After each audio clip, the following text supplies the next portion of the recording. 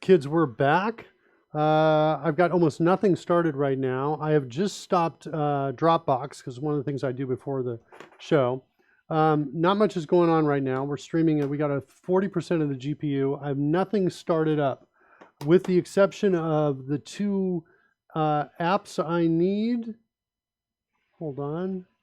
Correction, just one of them is up. Is that right? Yeah, only one. Let's start up Mr. Announcer Bot again. Okay, Mr. Announcer Bot is up. So we've done that. There's our GPU. You can watch that as we start everything. This app right here is up. This is the overlay manager for the Announcer Bot. Excuse me. And you want to expand OBS Studio there to see the child processes, just to see if we can distinguish between the total of what's about 33% at the moment, and wow, it is just a single correlating process inside. Okay, that's good for now. All right, now I'm starting up the Dungeons and Dragons managing app. Right now. So that, just FYI, is this thing right here. That's what that is. And I haven't refreshed the overlays yet. Notice though how it's climbing though. Wow, that's. Oh, you know what? Has definitely gone up. Is it because I wonder if it's because it's a window manager. Is it window manager or is it OBS that's doing it? I think it may be the desktop window manager. Yeah, this is super interesting. So the desktop window manager, if I hold, I've got this window and I'm dragging it. Yes, but at the same time, OBS is at 60%. Yeah, up from about 35. So that's interesting. Okay, well I haven't refreshed. Is OBS attempting? Is OBS scanning, shall we say, all your monitors, even though it's only pushing out one of them? I don't think so. I hope not. So when you do complicated things off screen, it doesn't really matter. It still causes grief to it somehow. Yeah, what's interesting is when I drag this around, the that window desktop manager is like, oh, I'm gonna suck up that it goes up to 20%. Now when I stop dragging, it's down to what? 7%, 6%. So that is, we learned last time that is what does the drawing effects, like the shadows or whatever around the windows and things like that. Windows Aero thing was originally called, wasn't that? Yeah, so that is sucking up GPU. I would love to say, hey, you don't do that when I'm streaming, for example, like turning that off. There are ways to turn that off in performance. Again, Windows Break, there's a performance option and you can lower it, but I don't know what the effect of doing that on OBS would be. This used to take away the sort of Windows 7 effects and drop you back to Windows 2000 style. Here's what I get when if you go, yeah, which one of those? Advanced Systems stuff, is it? On the left? That brings up this. And then there's a performance somewhere. I can't make it out. That's the one. So that's allowing it to do what it wants, but you can adjust for best performance or best appearance, and it will turn off a bunch of those things. Woohoo! And when I last did this, I did visually notice. Yeah, you could kill OBS with this, maybe. I don't know. The problem is I lose the shadows in the background, and the shadows under Windows are actually really important. That's what I need. Like that. Okay. Selectively turn those back on. That's good. How bad of a hit are the shadows? What's the shadows doing for me here? It's at 13. At least it's not 20.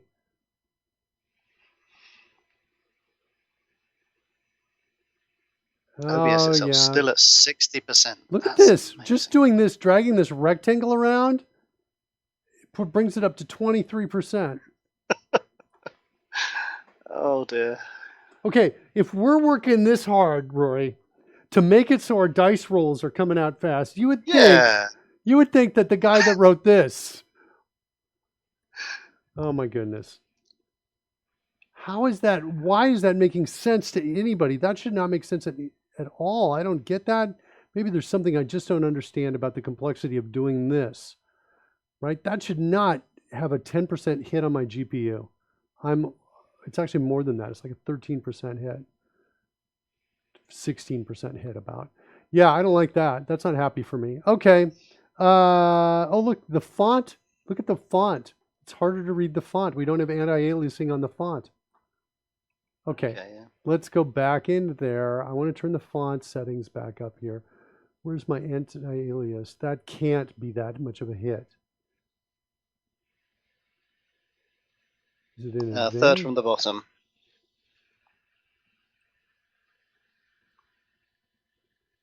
I hit apply, but I'm not seeing it. Oh, I see it back here, but not on this screen. Is that interesting? Look at that. This all improved. That improved, but this page did not. This page did not. If I come back into settings, now it looks better. Okay, good, good. I want those two. All right, so at least I've got that. We've made a little bit of a change here. Still creeping up here. We're not really doing anything yet. Let's start refreshing the overlays. So let's take, hey, Deepwater's here. Hey, Deepwater, I know I owe you an entrance, fanfare. Let's do one other thing. While we're watching this, let's start up Edge. And, oops, that's not the one I wanted to bring up. That just brings up a general window. Closing that down again. Okay, one more time. Starting up Edge with my link. Okay, Edge is now coming up here. Here's my stream manager. In the past, we've seen this take up a lot. I've disabled the live stream preview, which was sucking up a lot of GPU. You can see there's Edge right there. Not too bad at all. Let's bring out the chat. Pop out. Close down the main Edge window. So now all I have is the simple little chat Edge window right here. And it's a totally reasonable hit on my GPU. Happy about that. All right, good. How you doing, Deepwater? Hope you're safe, not getting COVID, not seeing too many traumatic things in our world. All right, let's start refreshing. So let's take our back overlay, and let's do the drone game first, actually. So refreshing the drone game. Okay, that's refreshed. Let's see if we can start up music.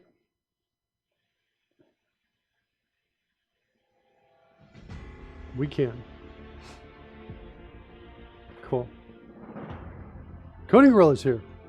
Is it possible your GPU is clocked down to save power? So you're not 70% full power, below 70%, 50% power. This is a laptop, Coding Gorilla. I don't think there's a way I can adjust the clocking speed of my GPU. Is there? Do you know of one? Let's. I'm curious. What GPU? What graphics card have you got in that machine? I think we answered this the other day. It's it's number 26. Remember we were talking about that? It was good. It was better than mine. I know that. Oh my gosh, I'm not a nice guy because you know what I wanted to say just then? Ha ha. I wanted to say ha ha to you. You're like my friend, Rory, but that's what I wanted to say. Okay, this is it right here. GeForce GTX there we go. 1080. It's in so the next a question laptop. How do I overclock it? Because when did you or have you ever gone to get the sort of the NVIDIA drivers for this particular card? I got them. I've downloaded them a couple months ago. 2 months ago, I think I downloaded. Okay, that's not too bad. Yeah, not too bad. Yeah, it's in the laptop though. Most of them do it automatically these days. I do know that my laptop says, "Hey, they give me 2 giant bricks and 2 power supply holes in the back of my laptop." And the instructions say, "Hey, if you want to run and really going to tax the system, plug both of these in," which I do. Wow. It's getting like a huge number of watts of power. The cool thing is though, about 2 weeks ago I showed up on Chef Brent's show, and he was doing something else, and I was like, "I want a computer," and he's like, "Well, let me build you one for you," and he stops everything, and he starts building me a computer, and I ordered all those parts, and they're starting to come in and arrive here in Costa Rica. I probably got maybe 5 days to a week until I have all the parts needed to build my first desktop that I'll be building. I've never really built a desktop. I think maybe 20 years ago I was doing this kind of thing, but stuff has changed so much since then. It's probably both easier and more reliable than since I was younger. this is the card I'm getting is ranked here. I forget what it is, but it's like the fastest. It's ranked #1. The card that's coming in. So I am getting a GPU. So I checked my own ranking of the card in this machine. Yeah. It's about 6,500 against that 14.5 that you've got, and the 21.5 you're reaching for. So I think the haha is kind of massively justified. It's what is it? It's like ranked 6,000. Your card is 6,500 roughly. Oh my gosh! It's it's the 1050 Ti, so it's in the same range, but it's yeah, a little further down the scale. All right. Well, I am trying so hard to make this thing come out. If I can get close to 60 frames a second, right? That's like kind of the goal. More performance percent. There it is right there. So yeah, so the new card I'm getting is about 146, about 150% faster than the current card I have.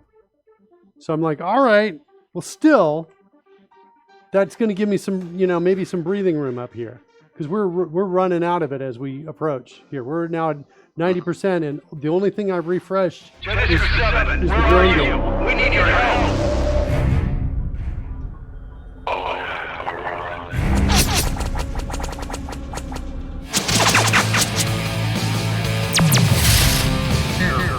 Watch out for this punch.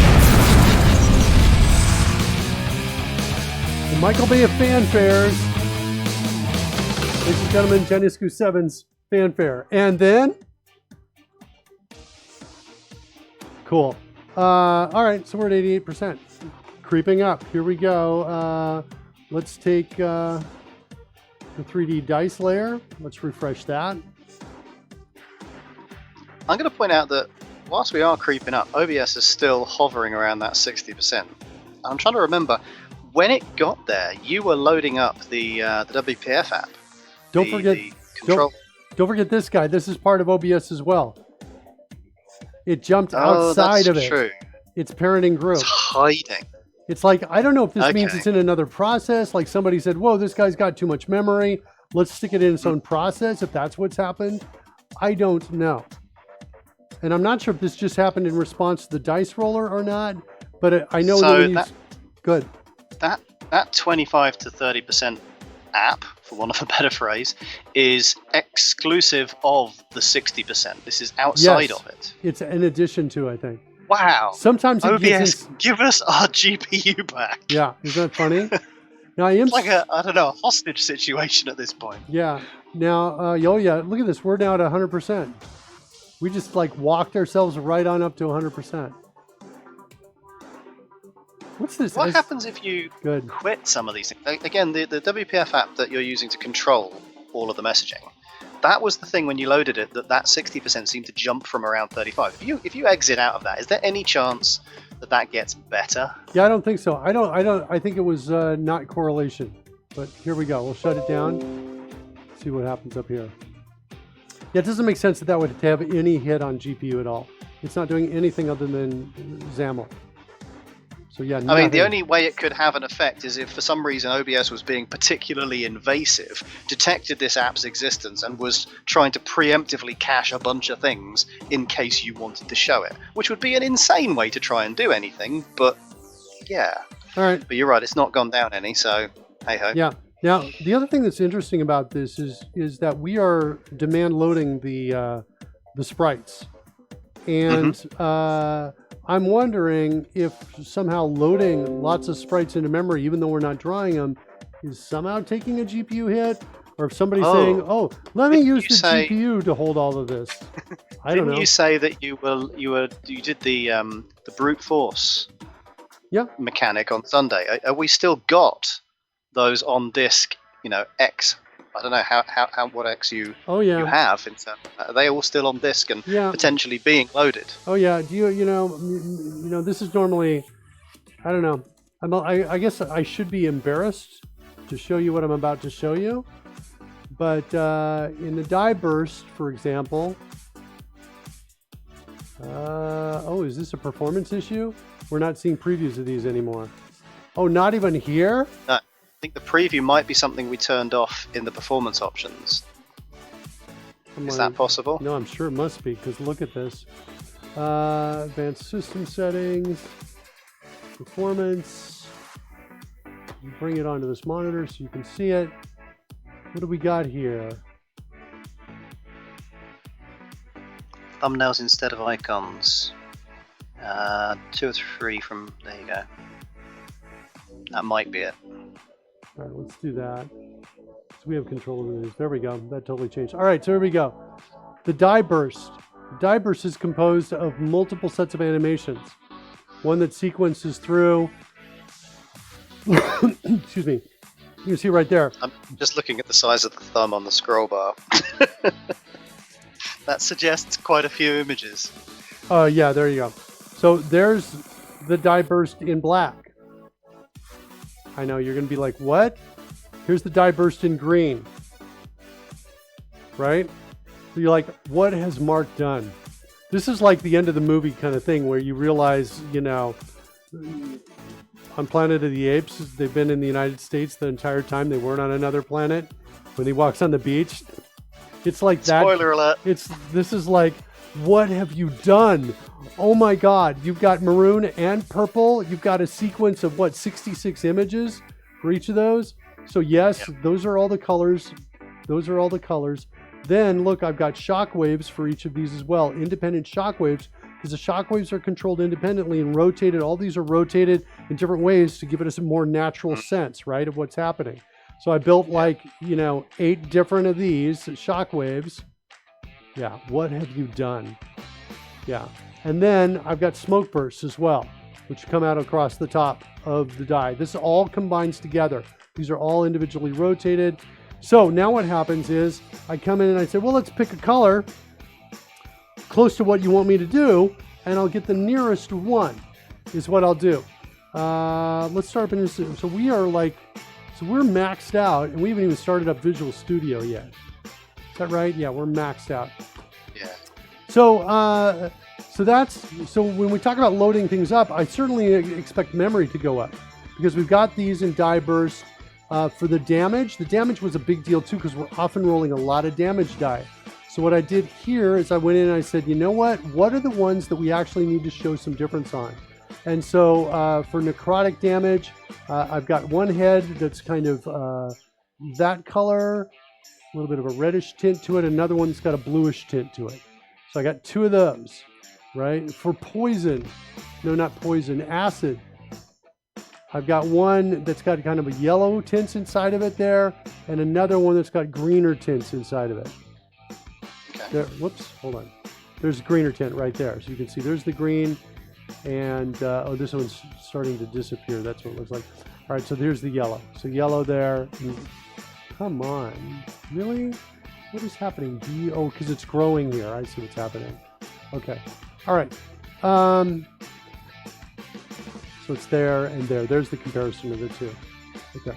So I did that with these as well, with damage, so that we would have enough to give a sense of variety. Because I'm looking for this combination of what's the right combination of memory use, you know, so I'm basically trying to max everything out so that I can, or at least not to get to a point where I'm only maxing out one thing. If I can like throw more memory to solve the problem, to get more performance, that's what I'm doing. More memory. I mean, you've got 64 gigs on this machine. I mean, how much memory could possibly be needed? We've never seen this go up near 100. So I can totally throw memory at the problem as long as OBS and everybody else is, you know, not throwing the GPU at it. So I'm a little worried about these numbers here. I don't think they feel like it's a little bit, it's sucking up more than it needs. All right, let's initialize the player data now. Let's actually get the, let's get this up here. I guess we have nothing to lose at this point. And we've got the die roller is now, so the die roller is up and that's it. Plus the CodeRush outer piece right here. On the performance tab, says Code Gorilla. Hold on. Oh. Okay. Why so much in the 3D space? Wow. This is our die roller. That's our only thing that does 3D, right? please. Let me turn it off and see what happens. I'm turning off the die roller right now. That did not have an impact on it. Let me refresh it because sometimes code runs even though I've turned it off. Let me refresh it and see what happens. So it's in, turned it off, hidden, refreshed. Whoa, I don't even get that. I expect it to be video encoding. The video encoding seems reasonable. Dedicated GPU memory. Oh, look at this. This is good news. Look at that, Rory. You know what this is saying? It's saying, Mark, We have plenty of memory. you're not pushing the system hard enough. Yeah. Is what it's telling me. Shared GPU memory usage. Okay, that looks totally fine. What is going on with 3D? I don't get that, Rory. Why? I only have that question for the day. Why?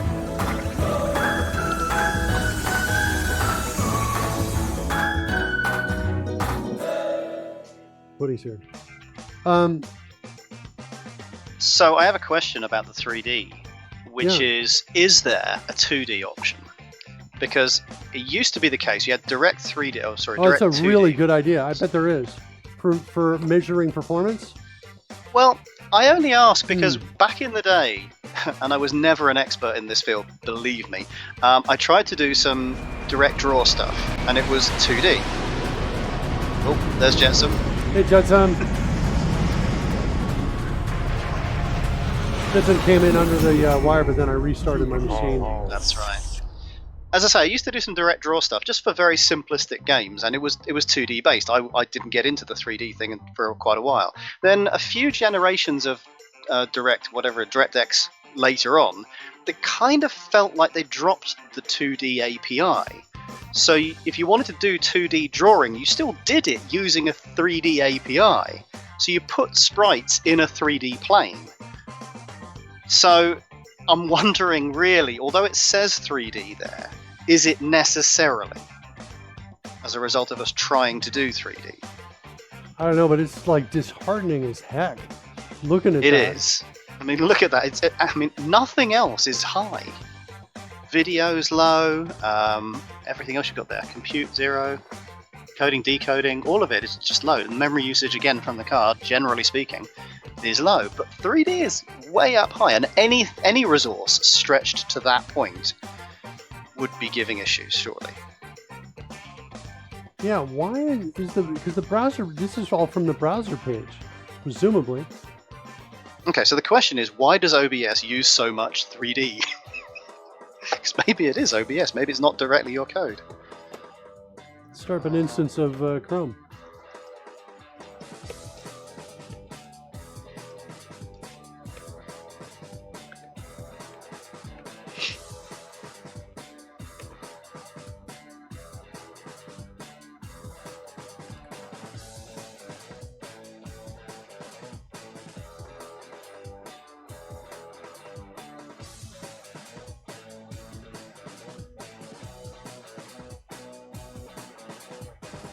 What you got for me, Google?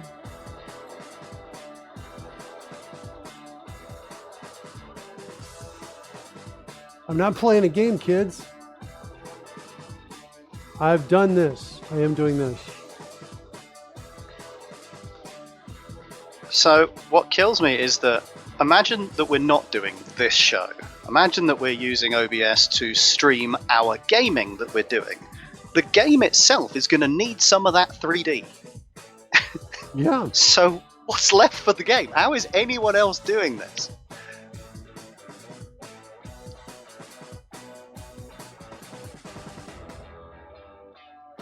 So composite and render a scene. Oh, is it rendering the scene in 3D space? Build simpler scenes and scene collections. What does that mean?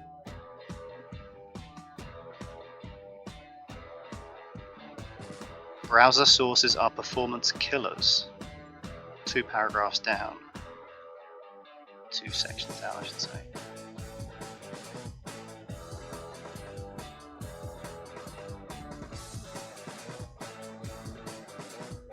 But why is it using 3D? Yeah.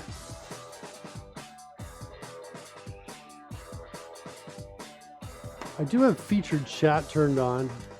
Let's see if that has any impact at all. I'm going to turn it off right now. Seems to have no impact. Oh, Jetsom's got a link to an article there. GPU info in the performance tab.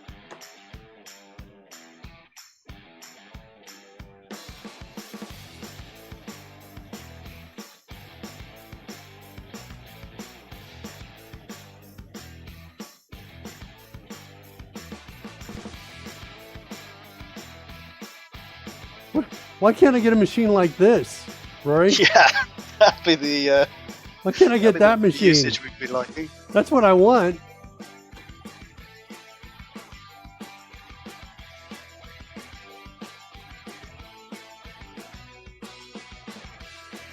Yeah, I don't think this is true. Or something crazy's going on. Uh-oh, wait. The 3D engine can also be used to move data around to the copy engine, allowing the 3D engine to work on more complex tasks. So could it be that OBS is using the 3D engine to move data around? And could it be that I've got a lot of data that I'm moving around and they're not efficiently using the copy engine? Because I do have a lot of data. There's a separate indicator for copy though. Yeah, no, I brought up copy. Copy's not doing anything. Here's video code. Here's copy right here. It's like, you know, 0.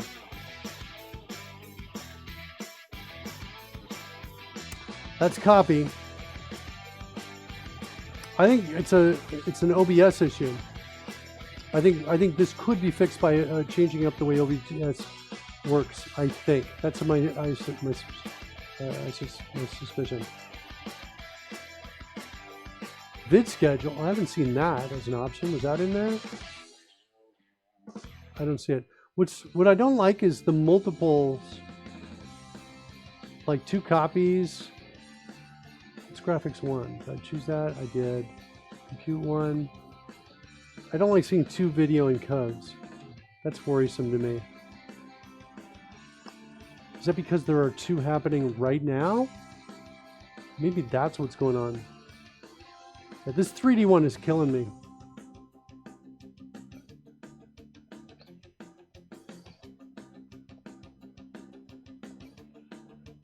I'm just clicking around my own machine trying to find similar facts. Interestingly, my 3D GPU was up pretty high as well. Apparently because I have an entirely inactive background copy of Steam running. When I killed it, it dropped from 80% down to 1. Go figure. Do I have Steam running on this machine? I don't think so. It does not look. To be like fair, it. mine did admit that that's what it was, so I think it would have been listed higher. So yeah, no. So no. So yeah, we're basically, you know, in this space here. These are our problem children right here. Desktop Windows Manager, OBS, and OBS. OBS is like, wait, it's not. I'm not the problem, and it sticks it out and it tosses it out in the process. I think that's part of the problem. Right click on the 3D box. There was a selection to show combined number or separate. Oh, that would be awesome. I didn't see that.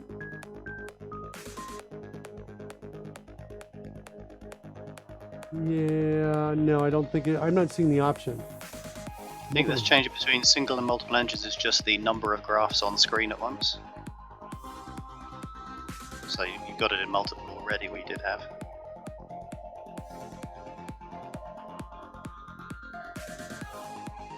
I don't understand the multiple engines versus single engines.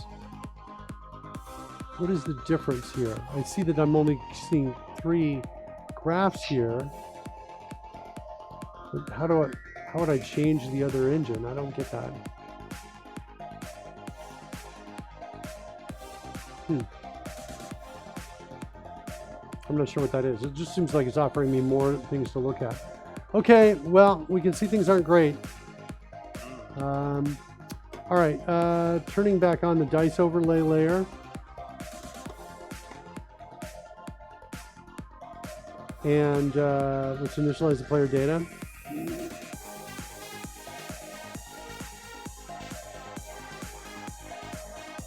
Yeah, that's painful. There's not much we can do about that.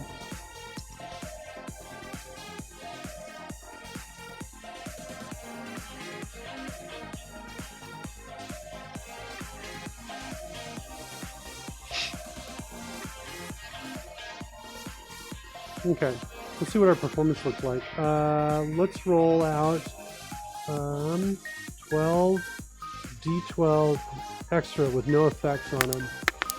So this is the fastest that I think we can get. Is that right? Well, our frame rate's 25% dynamic throttling, I think is turned on. I just turned it off. So let's try that roll again. 12 D12 extra.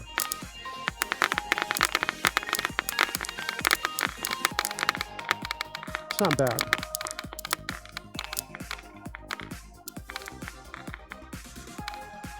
It's not bad. I have had this thing running much faster. At a frame, let's see what our frame rate FPS view is. Let's bring that up. There it is right there. Really 14 right now. Look at the red show up. That's cool. That was super cool.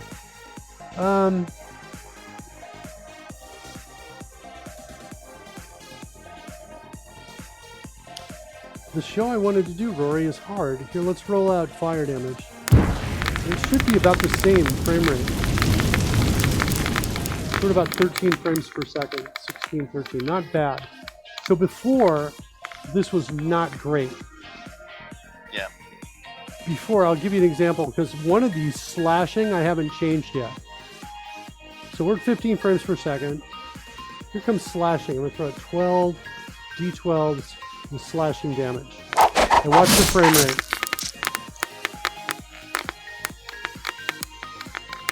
It's the average. It's showing you the average over the last, I don't know, 3 seconds. You see what's happening here. It's dropping pretty substantially. Yeah, that's what it used to be when you throw out 12 die with all of these effects on it. I'm hearing sound effects way before I'm seeing them. There's the image. You probably the same thing. Can you put the OBS into software rendering mode like you can with browsers? I don't think so. Let's see what options I have for the browser source.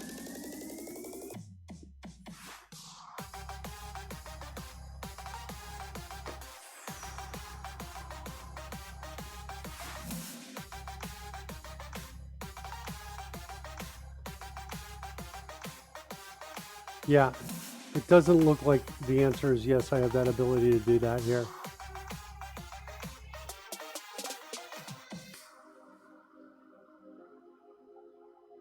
I should change that to 60. Let's just see.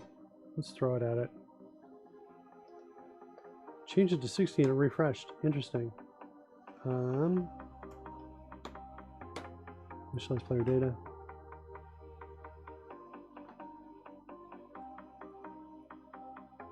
And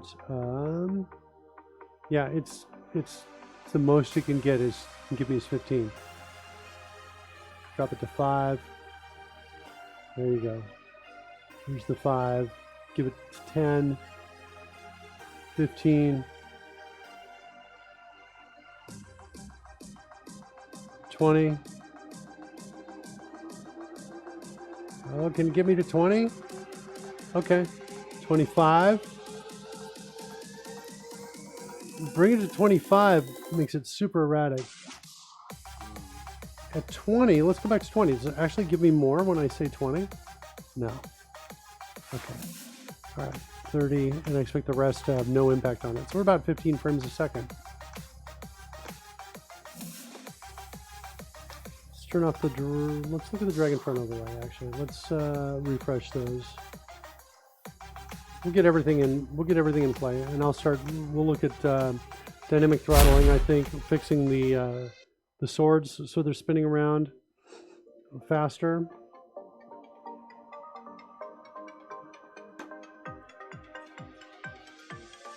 Just refreshing right now the pages. Initialize player data.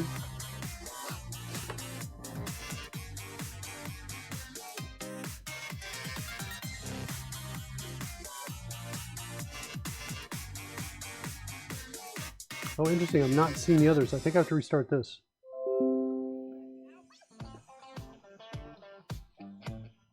I'm seeing this weird flickering on the overlay.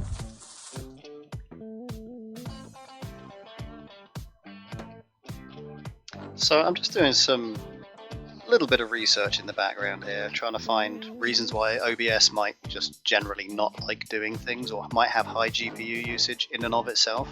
Granted, this could very well be down to code that we're running in its browser and all the rest of it, but it's been suggested that there is an OBS profile for NVIDIA cards.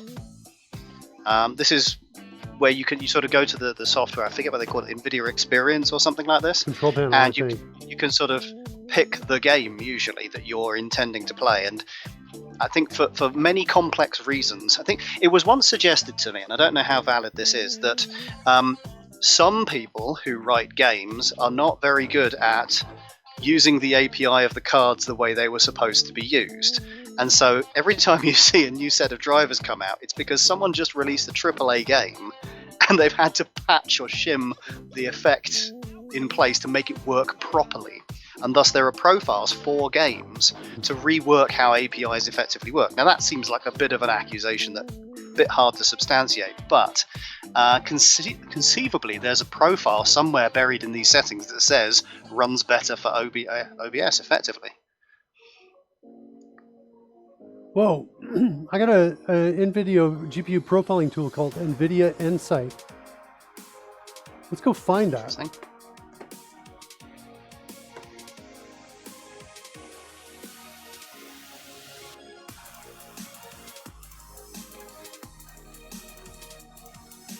I just realized we haven't had the problem with the monitor flickering in a while. Yeah. Visual Studio Edition. Okay. I need a standalone development tool. Right? Profiling development tool. I think I want this. Trace analysis. Inside systems. I'm not sure that's going to help us. I think inside graphics might be what we want. I don't really want that, but I do want range-based GPU profiling. Does this work from outside?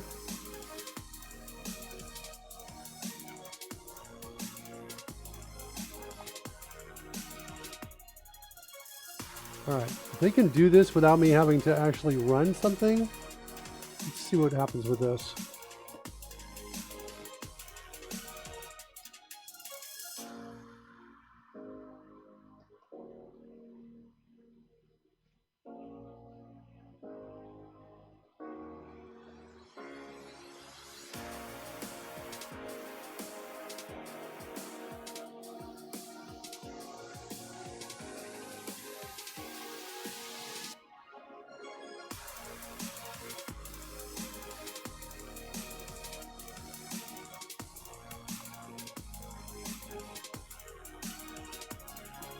All right, so that's downloading. Got about 30 seconds left on that.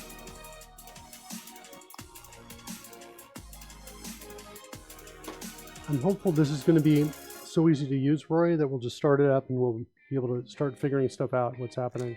That would be nice, wouldn't it? All right, meanwhile,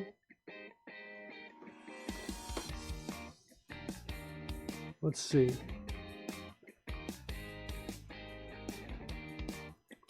Let's it's preparing to install, actually. That's what's happening now.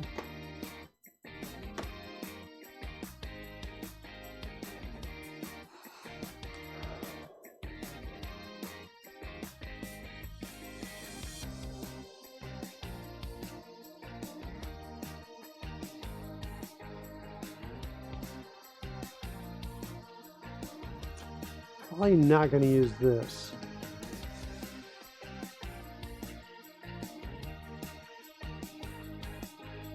Yeah, I don't think I need that either. Okay.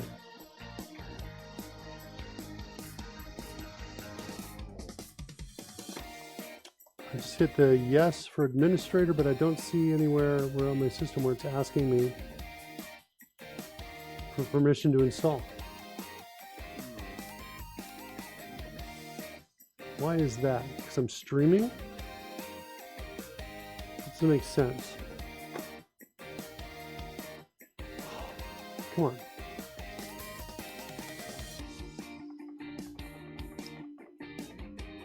Oh, I found it. It just showed up.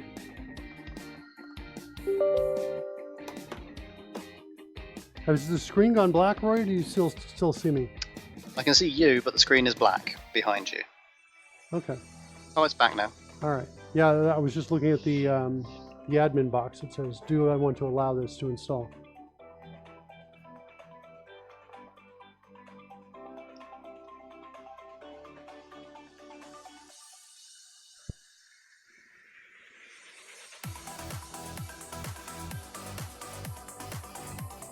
Yeah, I know that.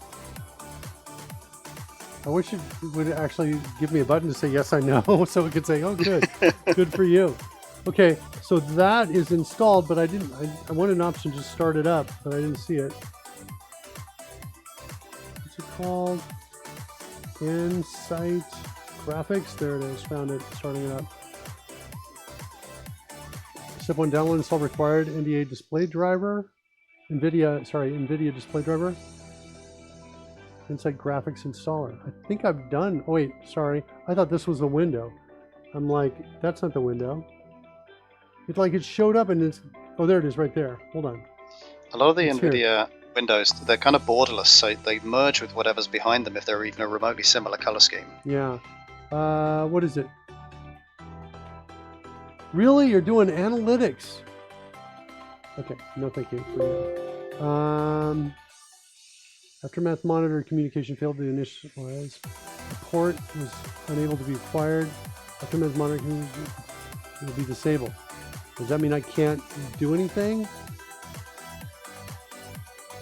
To finish the last quick launch session.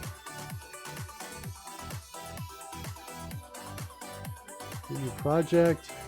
OBS, let's call it that.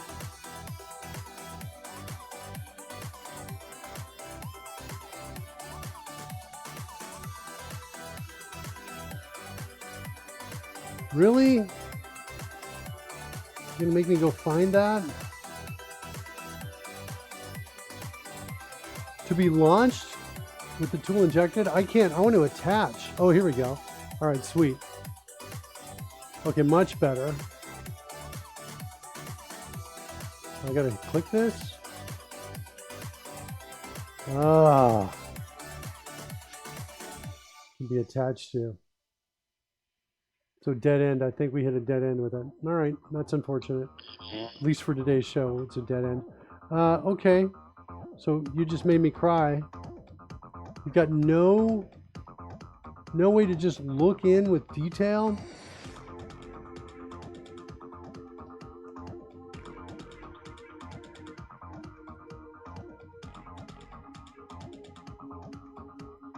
Sad, okay.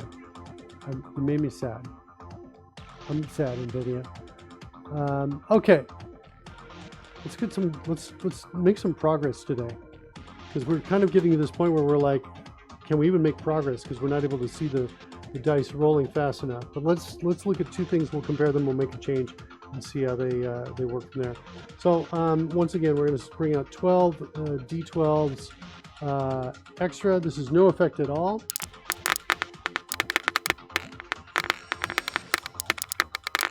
And I think what we said we were getting on that was 12 frames, about 13, 14 frames a second, 12 frames a second. That's our average on that with 12 dice. Okay.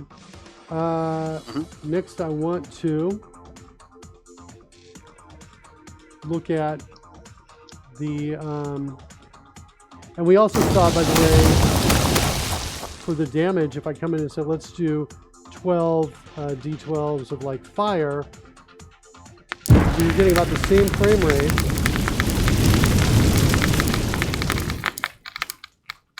So yeah, about 11, 12, 13 in that range. Notice that we've got two different fire effects. in here. We've got kind of a reddish, oranger, and a yellower kind of thing that's going on there. So it adds some variety and gives it a sense of it being more natural. We also have the dark clouds on top, right, which are happening. So all of this is happening. It looks similar to what it looked like before, but we're having frame rates that aren't dropping down into the really bad frame rates like we had before, which were the 5, which we can see if we say, well, let's do 12 D12 slashing. And there you can see like 5 or fewer frames per second. 3. Okay. Are you seeing the color shifting that's going on? There's a clear difference between those two. Yeah. By the way, if I turn off enable filters right now, let me turn that off, we should see it jump up.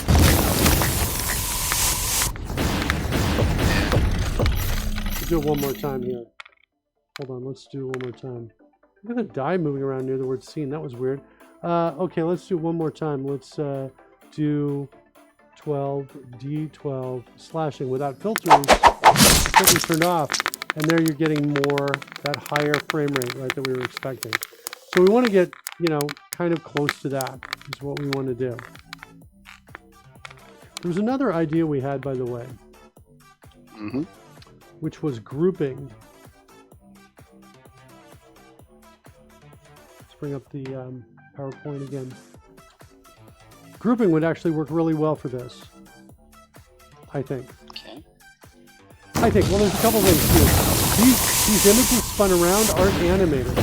So it doesn't take much to just go in and modify those images. That would be one approach to solve this particular issue here. Let's go with, let's go look at the damage on here. So that was slashing. What are our images? So we have a rotating axe. So we definitely have that. We have a lance as well. There's the lance. Is it moving? Yeah, it is moving a little bit. Okay. All right. And we have a sword. And the sword's also moving. Interesting. So I'm not real, it's just doing a little bit of rotation. Okay. All right. So, so one thing to do would be to come in here and make a whole bunch of these, right? But I'm not going to do that on the show.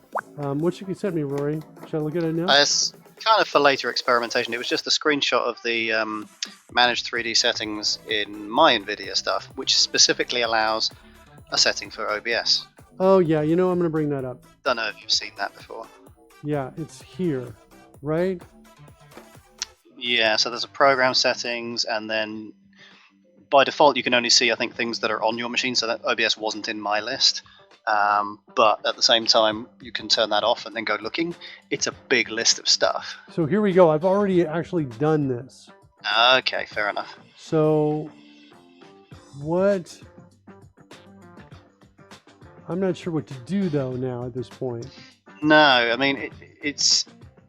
If they are recognizing that this is the case, then presumably this profile is already being applied when this is the foreground app.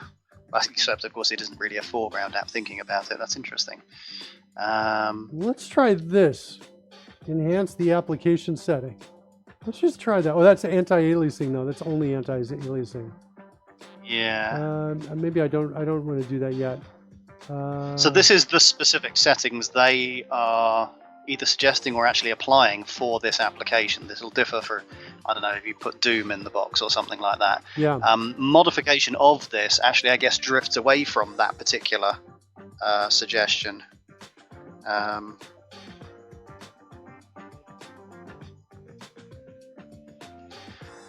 Right, Mark, I'm afraid to say I've just got a message telling me I'm sort of past my time. All right, buddy.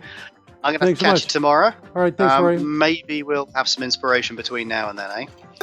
We'll see. I'm like, you know, we're just kind of figuring this out. All right, buddy. We'll talk to you tomorrow. All right, mate. Talk to you tomorrow. Bye.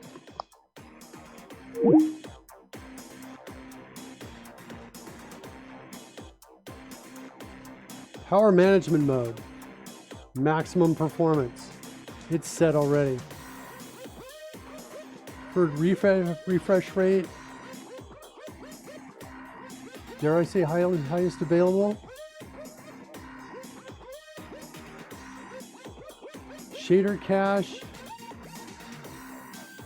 I don't know if I need shaders. I don't know what that's used for. Texture filtering.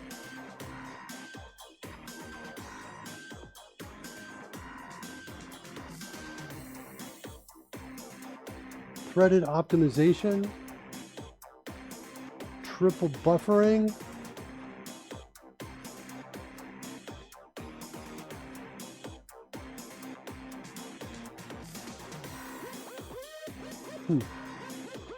Try hitting apply on that. Not expecting this to have significant changes.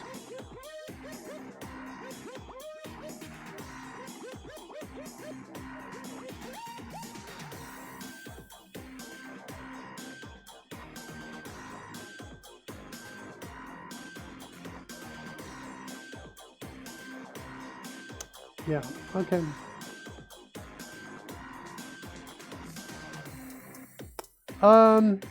So one of the things we can do is let's go look at the code. Let's start up an instance of Visual Studio.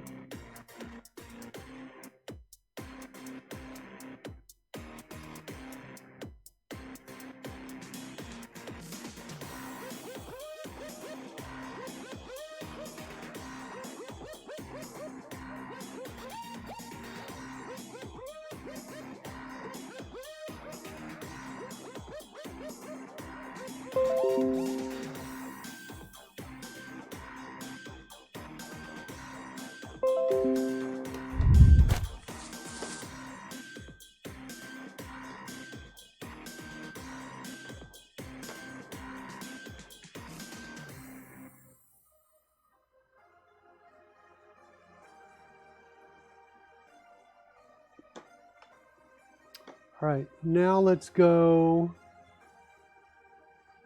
find the slashing. Patch damage slashing. So here, if we go into here, you can see where we're adding the individual pieces. Looks like Visual Studio has stopped responding. Let's mark this as a code rush issue.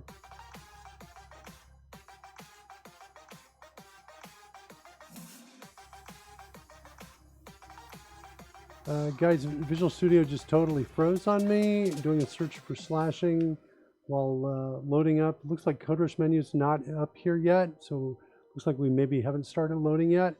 I'm not sure what we're going to see in the. It looks like it's total. I'm clicking around here, nothing.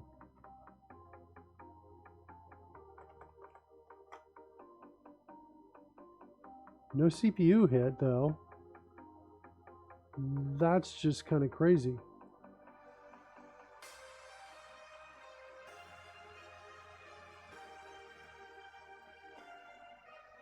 So it looks like we're locked up in some way. I guess I'll close the issue report. You can take a look at the log files. If they are sent out, I guess they would be, yeah. You'd get them. Hopefully there's some log files, some data there. VS freeze. On startup with so what I did is I started to do a search as soon as it was, while it was still loading everything up. I did a search, I hit enter.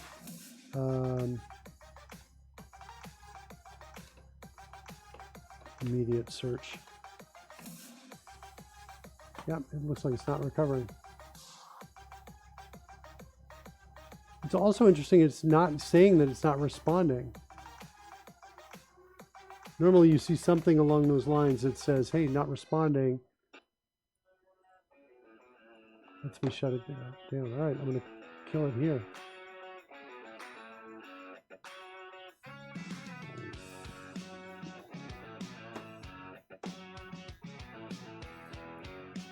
Starting it up again.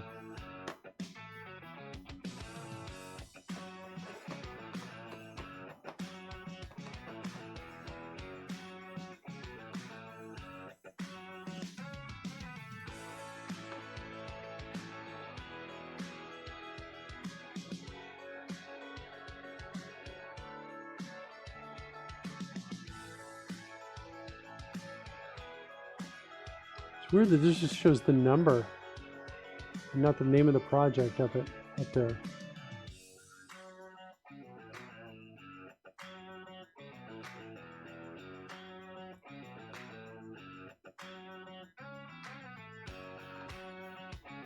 I wonder if that's due to one of our performance changes that we made.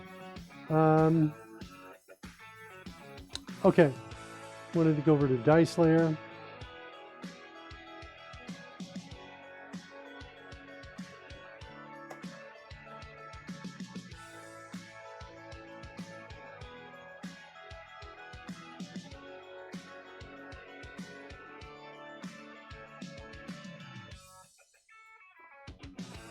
All right, so add shifted is our problematic space.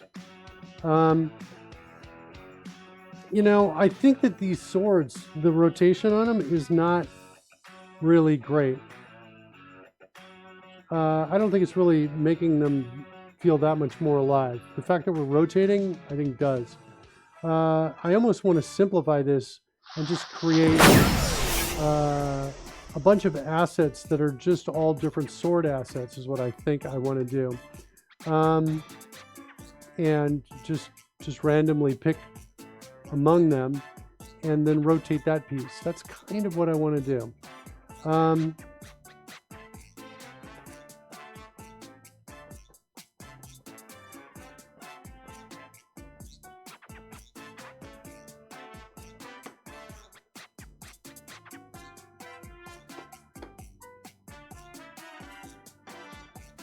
Let me refresh the front overlay and the back overlay. It looks like they lost their signal wire connection. See if that recovers that. Just clear out. There it is. And then let's show the FPS window on all three of them. Why are we only showing it on one? Why aren't we showing it on the other two?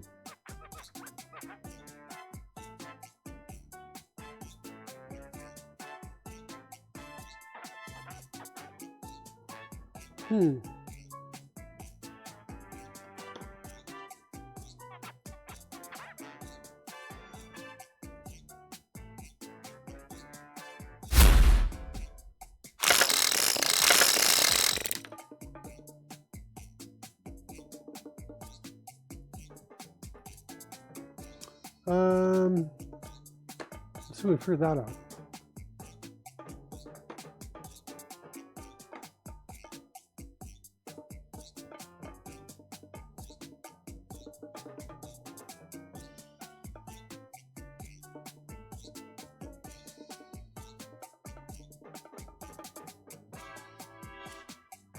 Yeah, that should totally be turning on and turning off.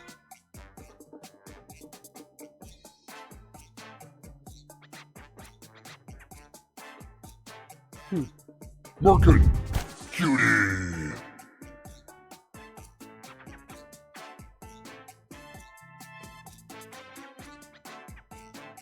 I wonder if I can start up an instance of Google Chrome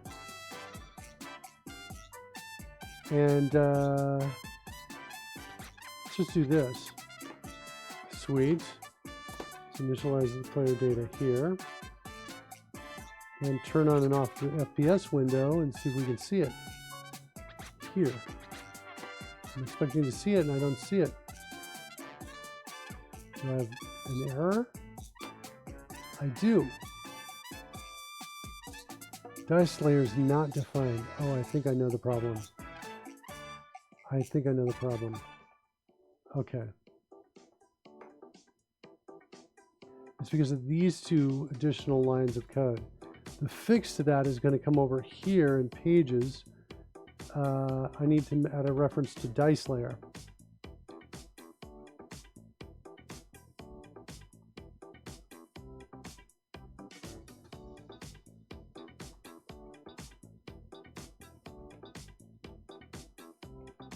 That's what I need right there.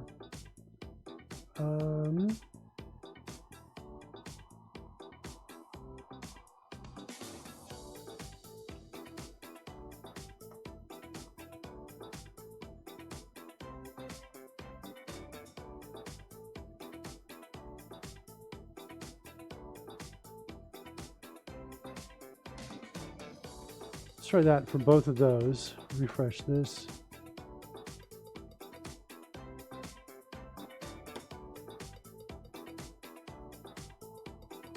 Dice layer still not defined.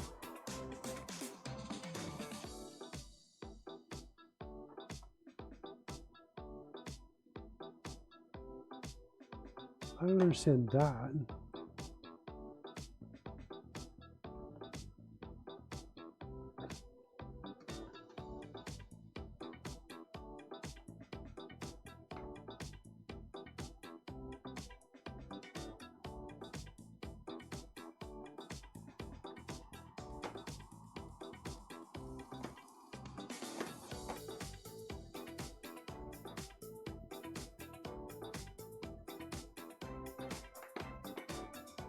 How is it not defined? Is it, I wonder if this is not getting the right source because I didn't build it here. I think that might be the problem.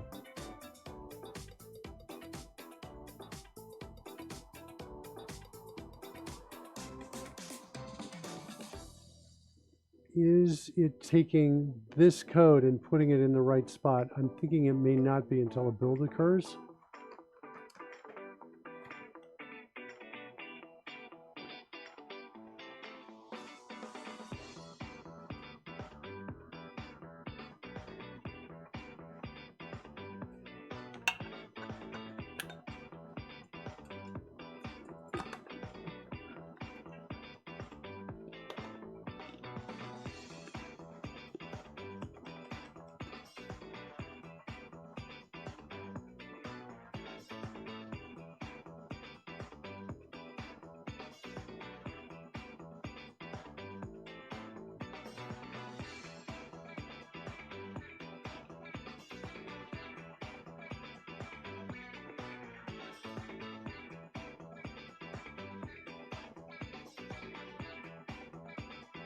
Okay.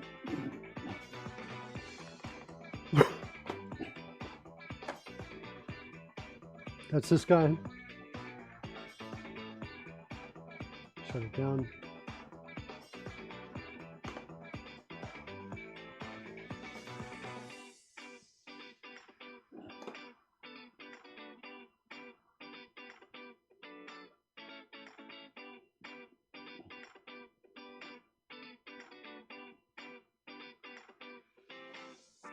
Okay. Start it up.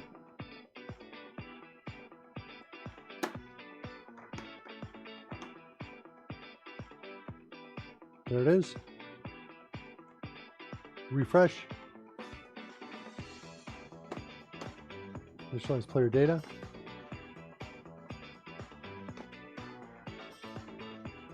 Looks like that's disconnected. The signal R is disconnected from the main app, so I'm restarting it.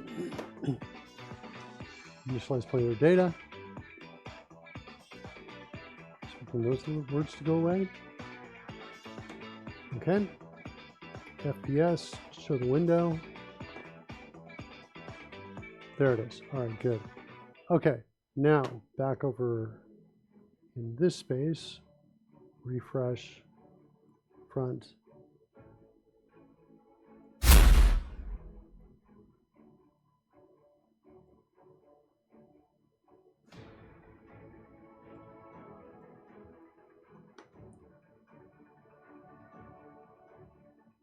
Dice layer, refresh. All right, those are refreshed, initializing player data. Okay, let's show the FPS window. Should see all three. There we go. Low frame rates. Low frame rates. All right, so let's, yeah, really hard to do this show with the frame rates that low, I think. Let's turn off, let me just go crazy here a little bit. Set frame rate to 60 frames a second.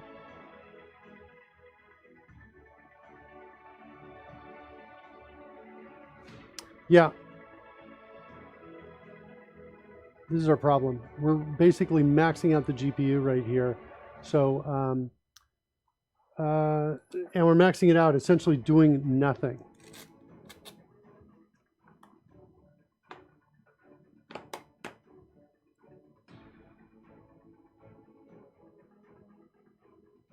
All right, can I even test this here? So let's see. Enabling filters. It's a good way to visualize this. Max filters on die cleanup. I just don't think it's going to be, let's see what we can do. Let's see what we got here.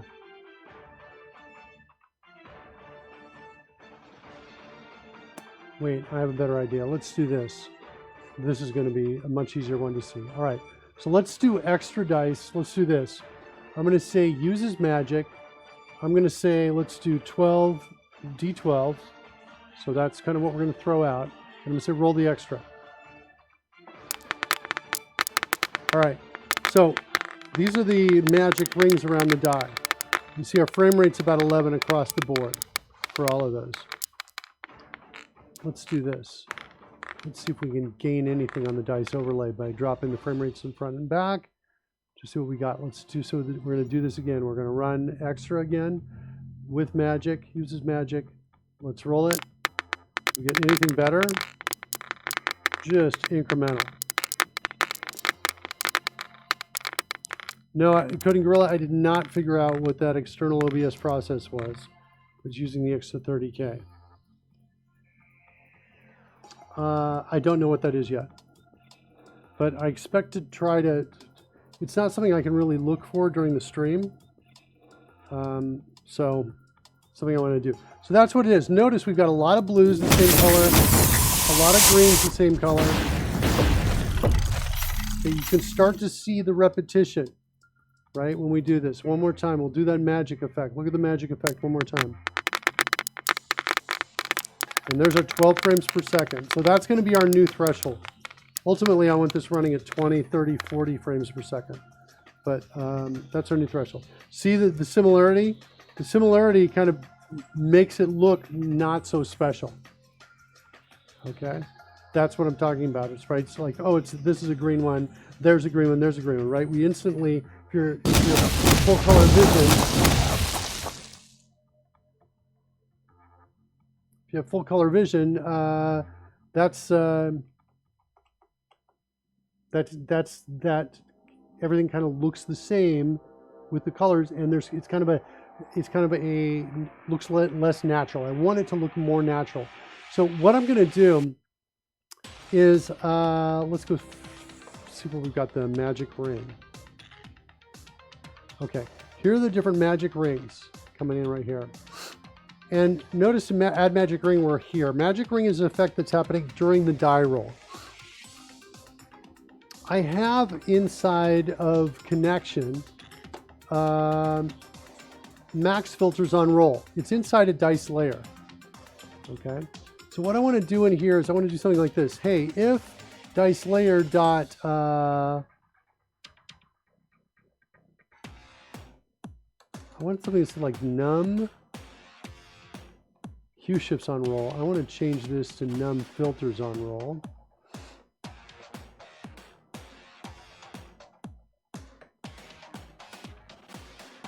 Let's drill in here a second. Out here, everything seems really laggy. Even Fred and the coins, definitely not how it usually is. Yeah, I'm totally seeing that. You know what I might try though? Hold on a second. I'm going to turn off my OBI NDI settings because I only use those for Rory. Is that going to make any difference? Holy cow, I think that did. I think I bumped up our frame rate a little bit.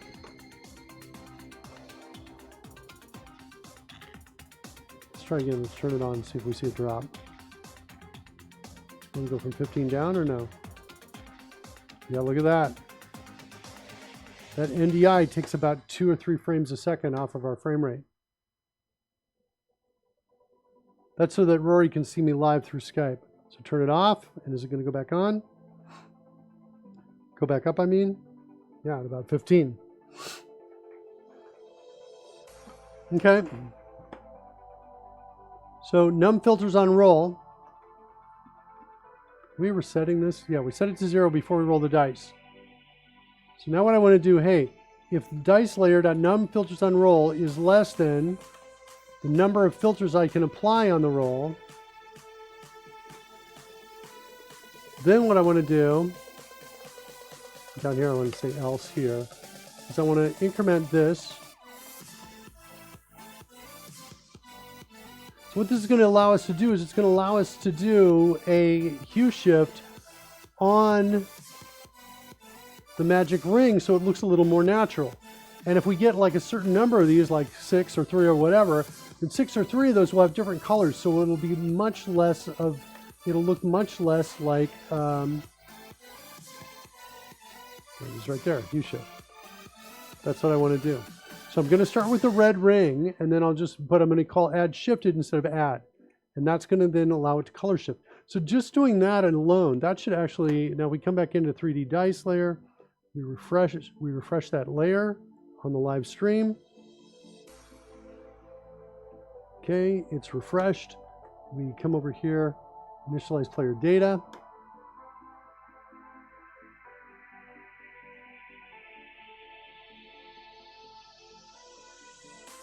Bushwhacker. Okay, I want to make sure we've got the high frame rate here. Show the FPS window. Just got to kind of reset these values over here.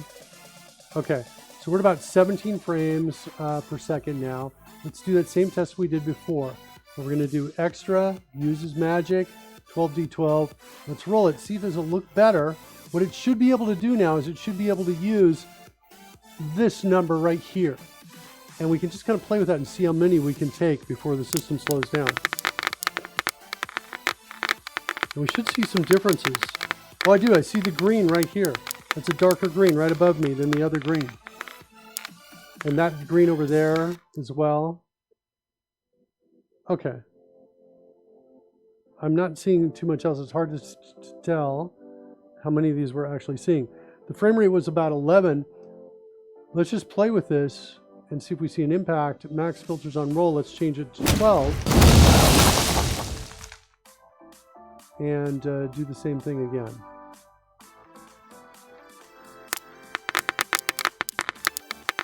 Now we see all different kinds of colors here. And the frame rate is not bad. So what's interesting about that is that we can, if we do 12, we can see what kind of, that's about the most number of filters we can do per frame. Right before we start really losing frame rates. So let's set it something a little more reasonable. Set it to 9. Like that. Do it again. Look at the numbers. So this is with 9.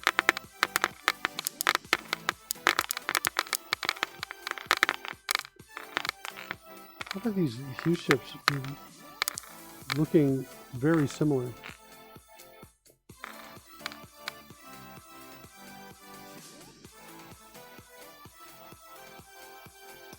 I want to do it again because I'm not sure if I'm looking at a bug. I definitely want to see something different.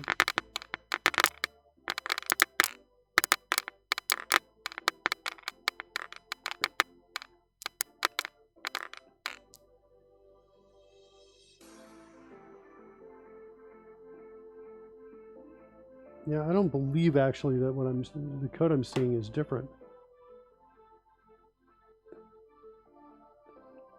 I thought I did because I was pointing to a green, but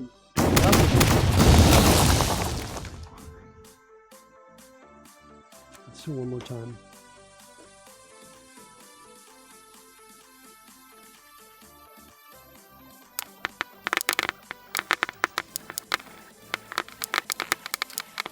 Yeah, I think that brown is definitely different there.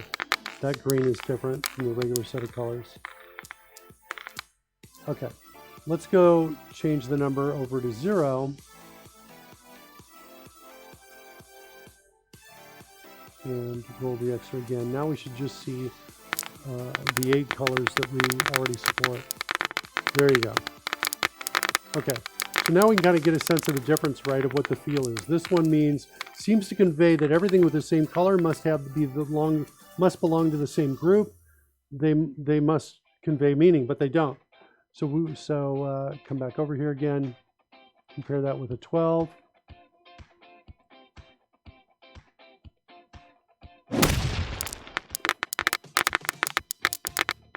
And there you can see everything is kind of got a different color in it.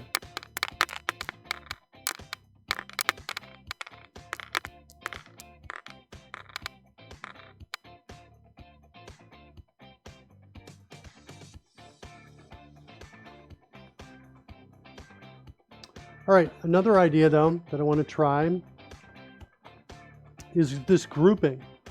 So we talked about it before, this idea of grouped filtering. And I think there's kind of a cool, easy way to do this. Let me close down the scroll here. It's kind of a short gain that we can get from this.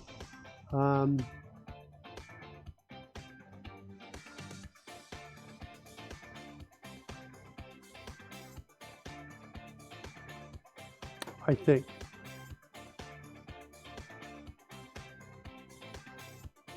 Let's go look at sprites.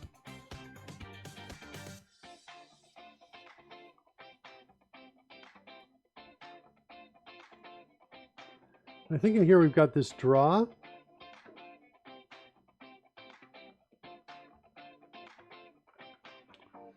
Maybe let's look for just draw by itself.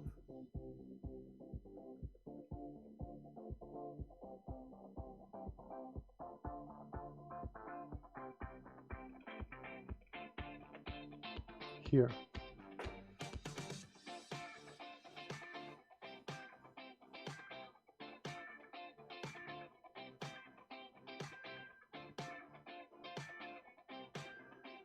All right, so I'm playing in this space. The idea is that instead of giving an individual sprite an ability to color shift it, also give, or not, rather in addition to doing that, also give the Red.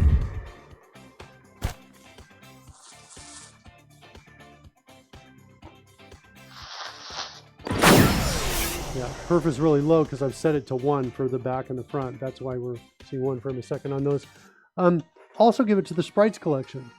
And then if the sprites collection has it, set the filter before we draw, then draw all of these pieces inside, then clear the filter at the end. That's kind of what I'm thinking, because in a lot of these effects, they all impact essentially the same thing. So before we make that change, over here in the die roller, the add magic ring would come in here and say, like this, it would probably say,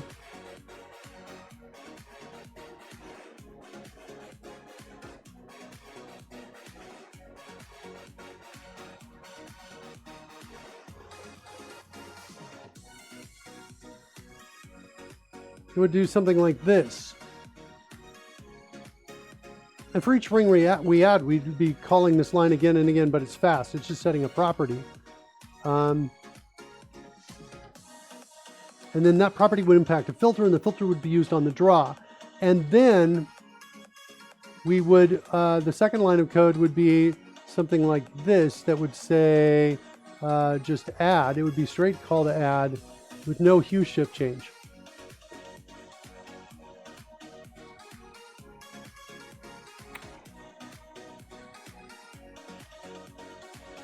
Those would be the two things we would do. So that would mean every magic ring would be the same color coming out, which I'm okay with. All right, let's write that. Let's see what that takes. And then that would be it. We would get out right like that. There'd be this rotation piece here as well.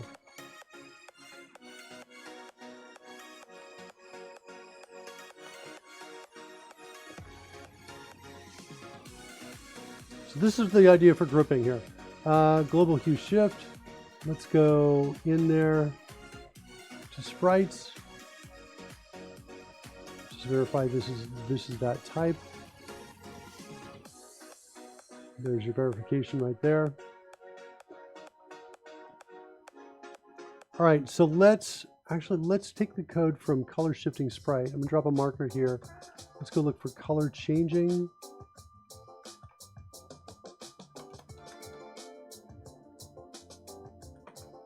Sprite proxy.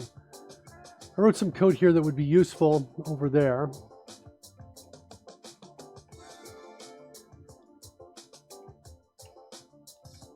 Here it is, right here.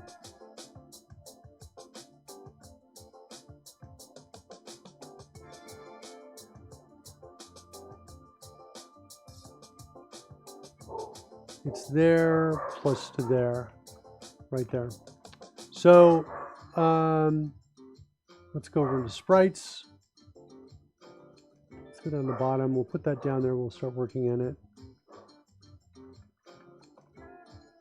Okay, so basically what I'm doing is I'm creating individual properties for hue shift, saturation, and brightness. When they change, so we first check to see if they're the same. If they're the same, nothing happens. When they change, we call recalculate filter. I'm going to get rid of this and that. Get rid of constructor, keep filter, and recalculate filter. Should I allow for these to cycle? Yeah, actually, maybe. Hold on.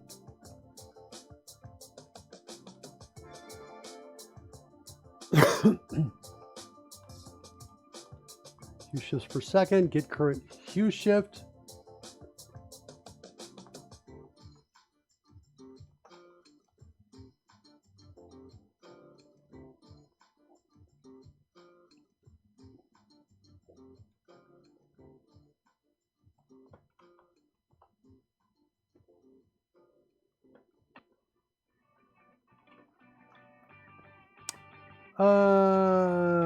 Time start. Do I really have a time start? Can I do this for real?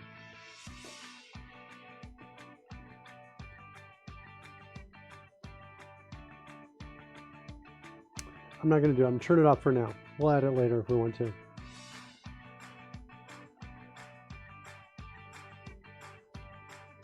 All right, this code.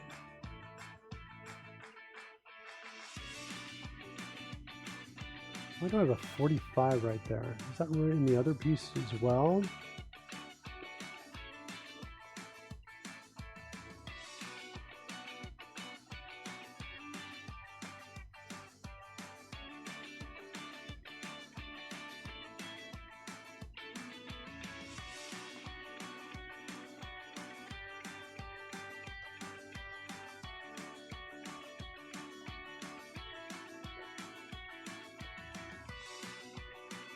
All right, so that's going to set the filter. Now when we draw, then we want to do something. Oh wait, I want to do.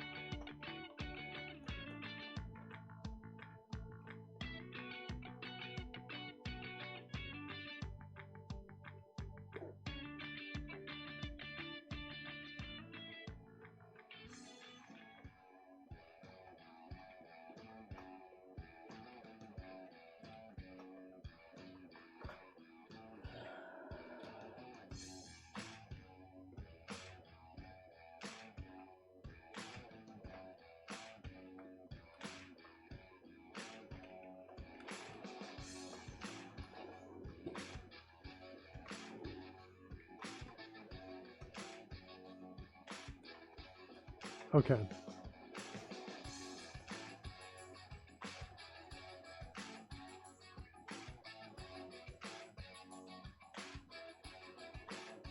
This I want to consolidate.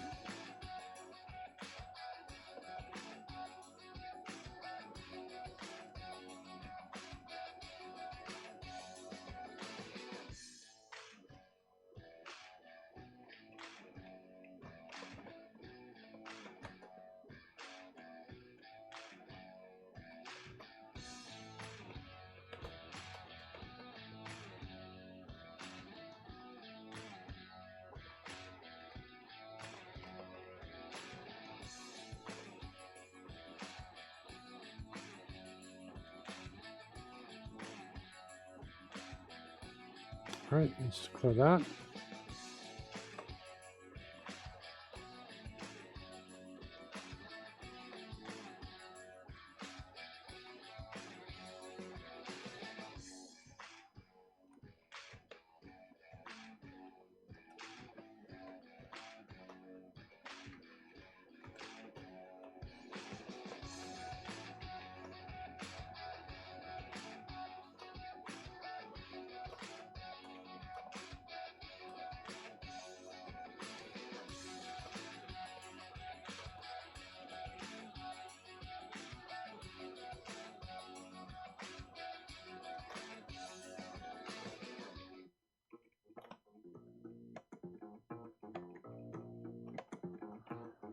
All right, did I clean it all up? I think I did. So there's Get Filter.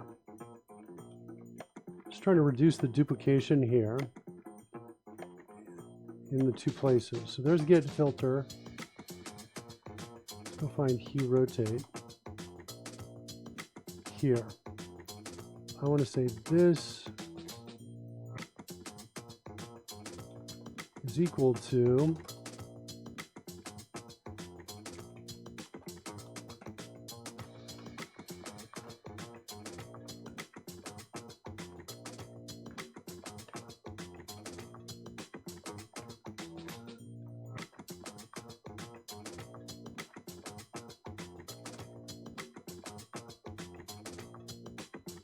this is all gone.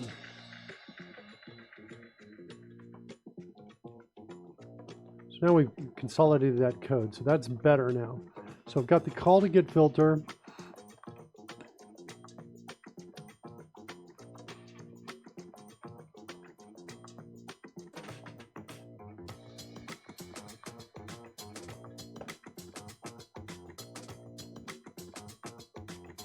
Okay.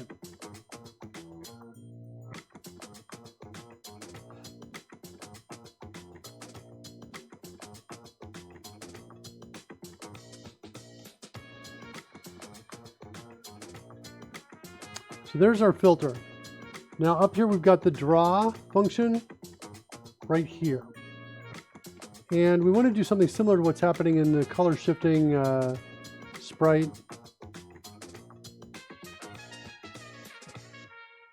Doesn't seem to be loaded. Oh wait, that may be my files. It's over in Sprite Proxy actually. It's right over here.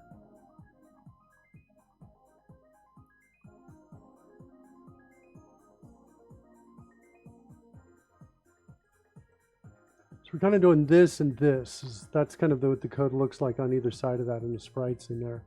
So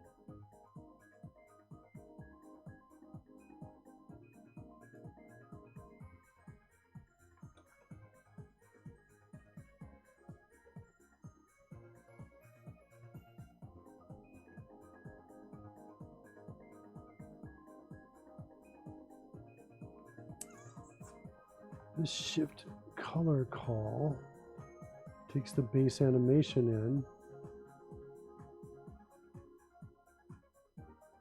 Wait, is it even using the base animation? Oh, we're taking base animation because we needed it for filtering for the filter, but I've deleted that code. So we don't need that anymore. Calculate filter. No, we don't need that.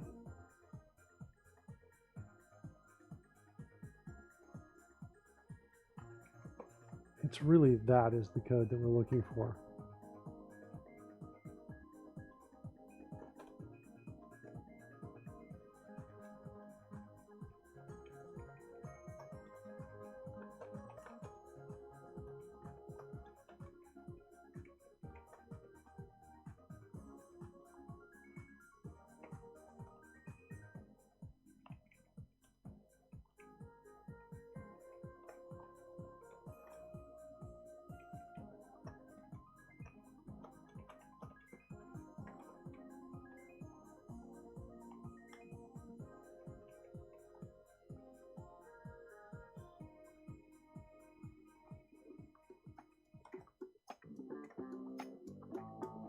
All right, so we change the filter here, we save it like that. then we go through everything and we draw it. And I think at this point I want to put this whole thing into try finally.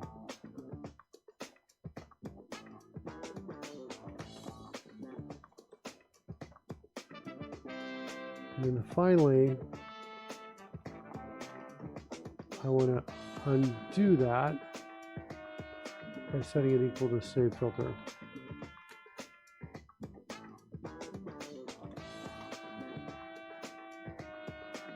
So this is grouped filters.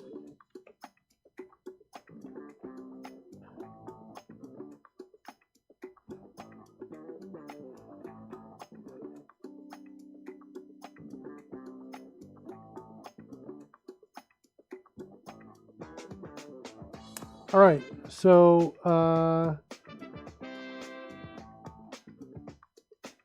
is that all going to work? Did I write enough code to make that work? Let's look at it again. I think we just got the property hue shift here. Hue shift is equal to hue shift. Let's go in there and look at that. What's its initialized to? Hue shift is 0, saturation percentage 100, brightness is 100. Okay, those are the good initializations there.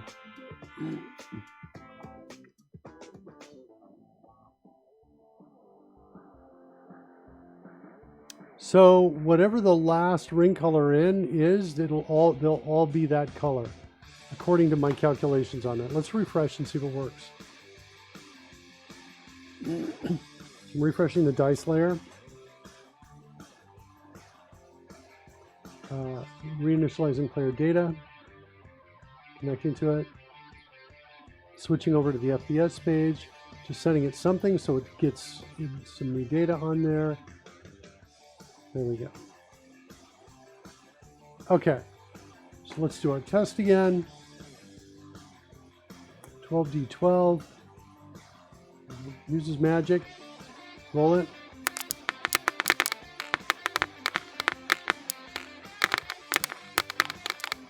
I like it better. So frame rate's low though, lower than I'm expecting it to be. It should only be 1. There's 1 change in and out as we go in and leave. Is it because it's not the number of changes, but the number of pixels? In other words, that may not be actually helping us. And look at the frame rate come back up as those are gone. Yeah, one more time. Roll extra. Oops.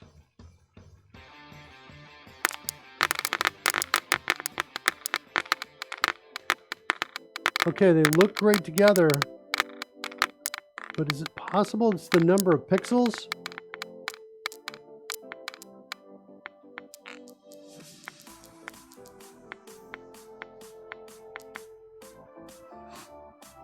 It's not necessarily the amount of time, but the amount of data you just throw at it before you release.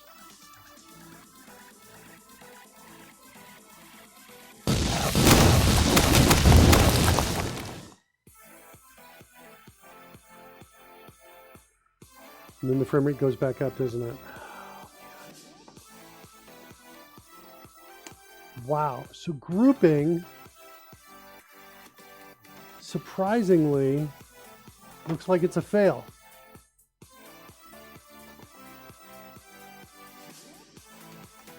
Wow. Yeah, the thing we learned here is that the perf,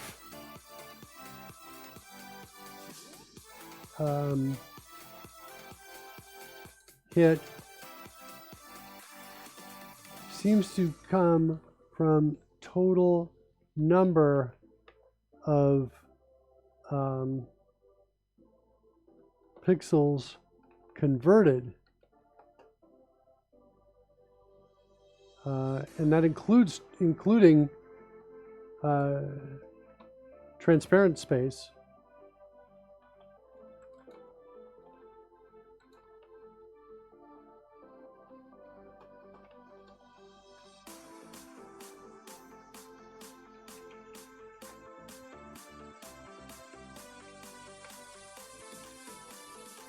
not the total number of context shifts. That's interesting. It was kind of unexpected a little bit, but I can see the logic in it. Right now that I've got this behavior, it's like, oh yeah, I guess that would make sense to do that. So that's somewhat problematic. But it's interesting too because it allows us to come up with maybe an alternative to the optimization here.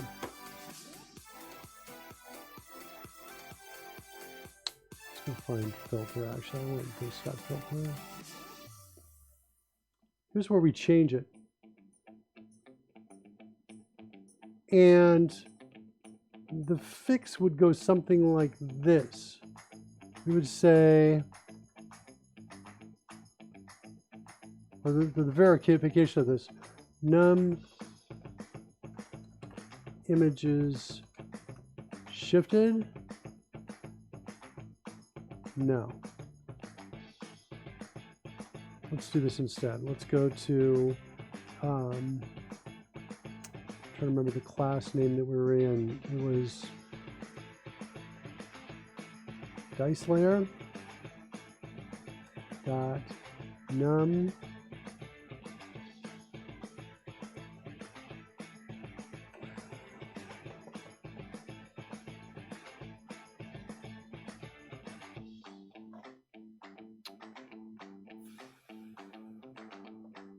let's do this. Actually, let's go with my original plan here. Let's go num images shifted. That is equal to 0. Then we come down here. We're going to say num images shifted plus plus. This is temporary code. I'm going to get rid of this.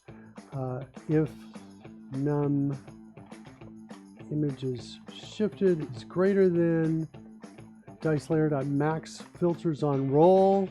Yeah, it's all temporary code. But just to verify and prove that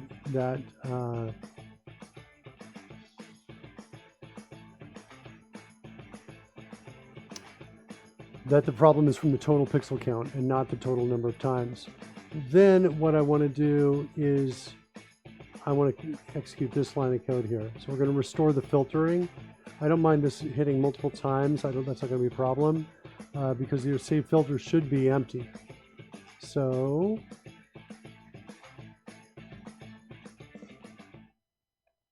that's the code we want to delete. That's my temp code.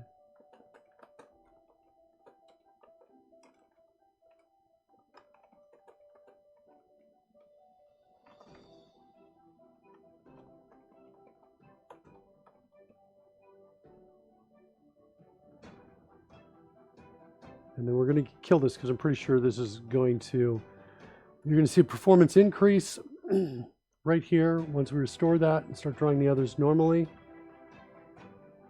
Let's try refresh.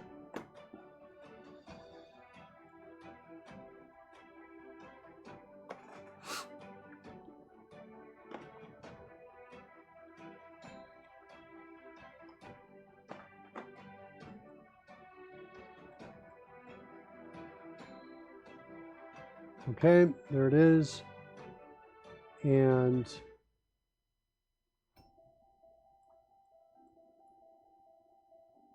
roll it.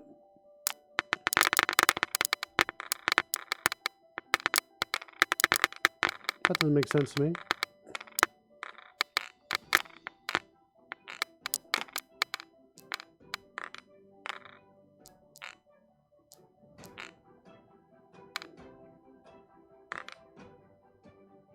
Where's my max filter on roll?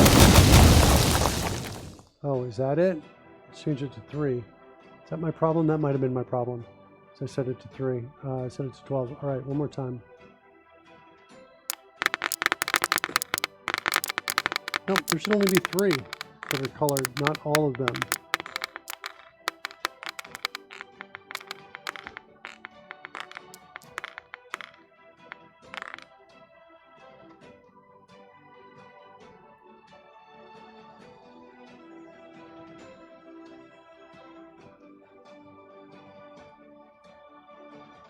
Hmm.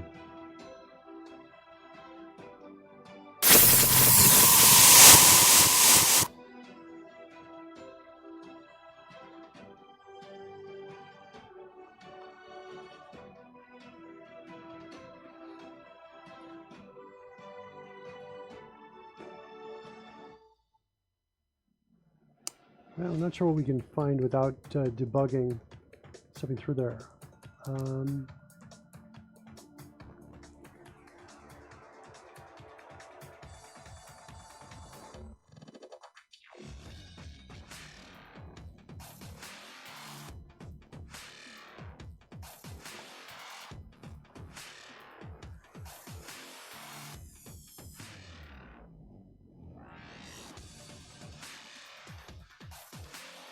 Cornbread.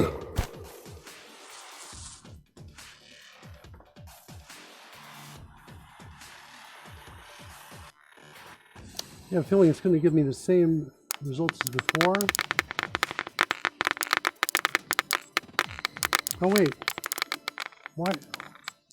why a whole bunch one color and one the other? What's happening?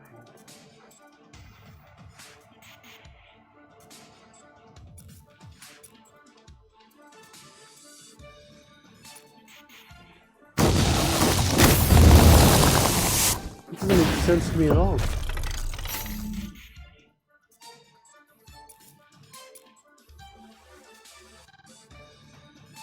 Zero?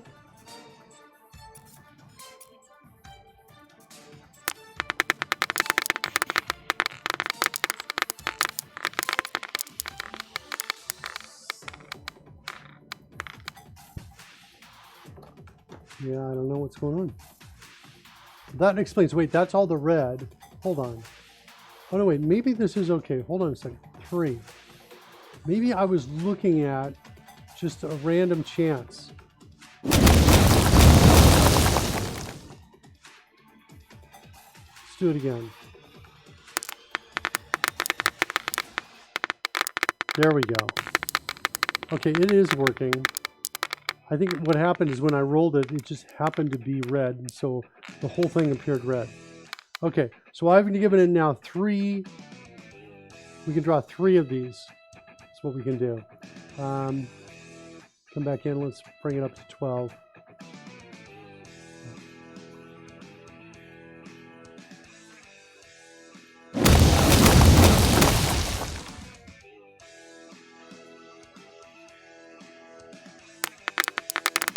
Change the frame rate.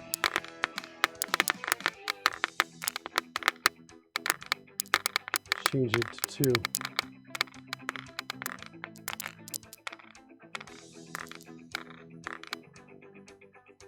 Oh, hard to tell because it's red. Let's do it again. Keep it at 12. Run it one more time.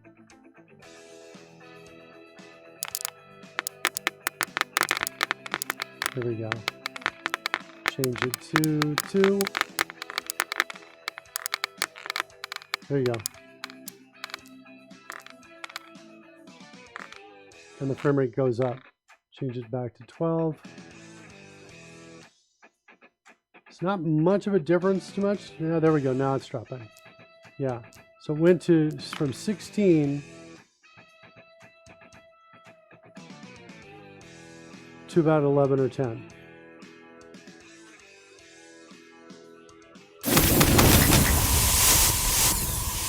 Yeah, so it's kind of like it's total number of images drawn while the filter's in. It's not really just the number of filters, unfortunately. That's what I thought it was.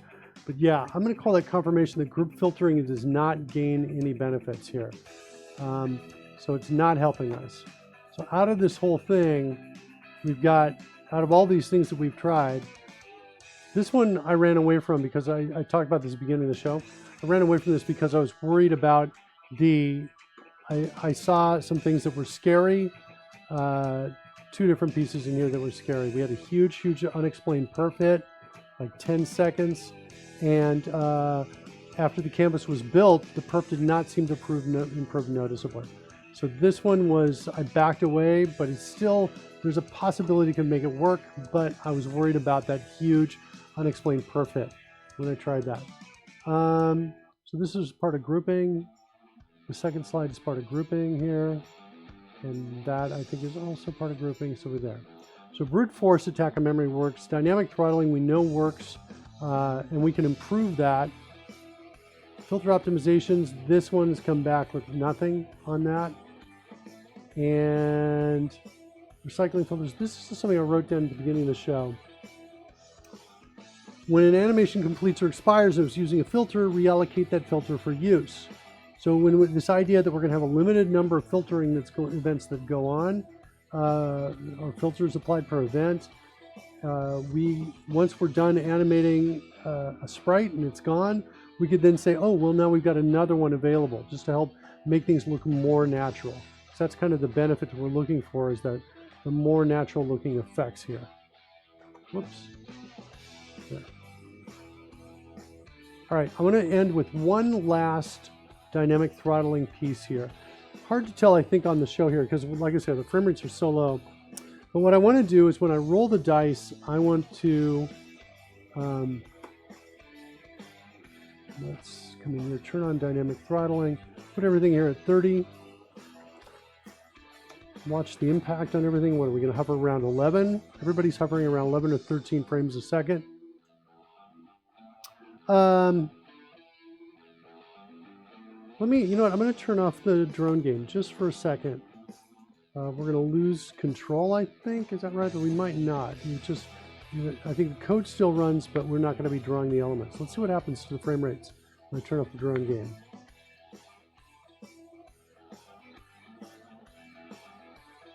Frame rates go up. So we get a few frames. What that implies is that we might want to dynamically also throttle the drone game, which only plays during this show.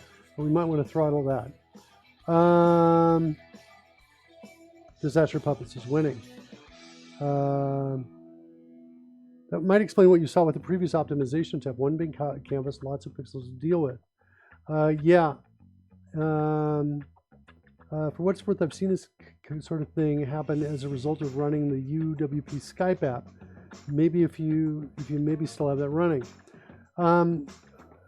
No. I don't think I do. Let me double check. No, it was running, but it wasn't. It was minimized. I just right-clicked it and chose quit Skype. But I'm not seeing a major change to my frame rates across here. So no, I don't think so. Winning, I'm going to say not really, not feeling it. Although I feel like Disaster Puppets, you said that earlier. Okay. So grouping, no. Let's clean up the grouping code, because that is not actually helpful to us, I think. Yeah, it's not that we're changing the filter. It's the problem is that we're drawing images on a changed filter. That's the problem, which is actually reassuring, because it's not some sort of optimization problem. Let's take out our try. Finally. Let's get rid of the group filters. The save filter. Let's go look at our filter.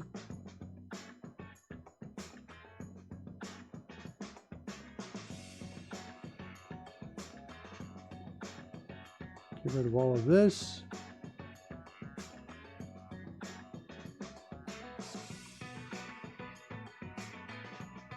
All right, so we've got, whoops, some hue shift down to recalculate filter. That's what I want to get rid of.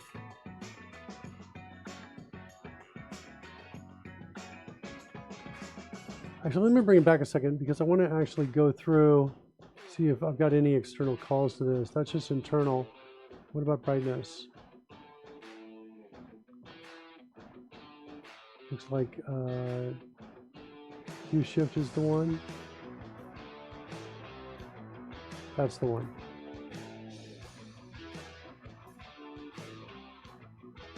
Bring that back to where it was. Although Add Magic Ring,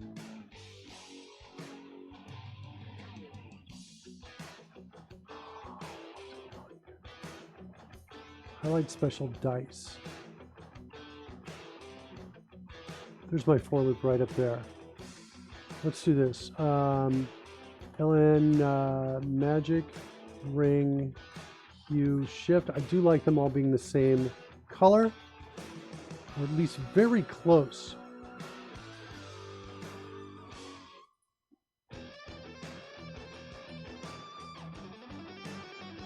Wait, I think there's another one. This is not what I'm pretty sure that's not where I'm using it. Here's where I'm using it. Yeah, I'm using it actually in a number of places. Okay, this place here on highlight special dice, I don't think this is actually in practice ever used here. Here it is used.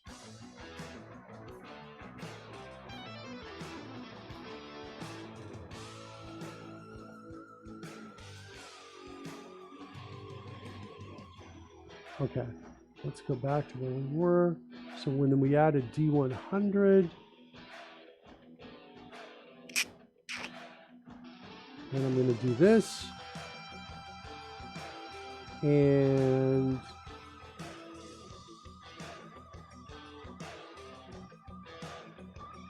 oh, I see. I haven't load my ignore that. All right, so there's my hue shift. So now when I roll this, I'll get two pieces of the same hue. And I think what I want to do is, so we'll do one of that hue shift. We'll do the other one of this plus random dot plus or minus between like 10 and 25. So we'll get a slight variation in the second one is what I'm looking for.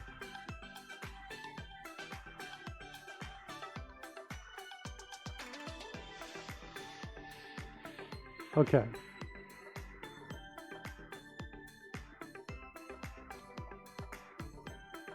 Let's go look for where else we're calling Add Magic Ring.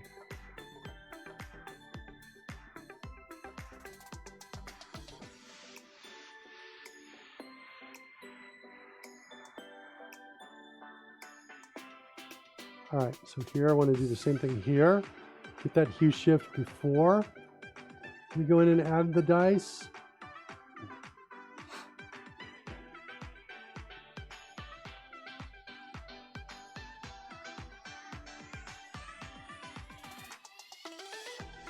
Here it is right here.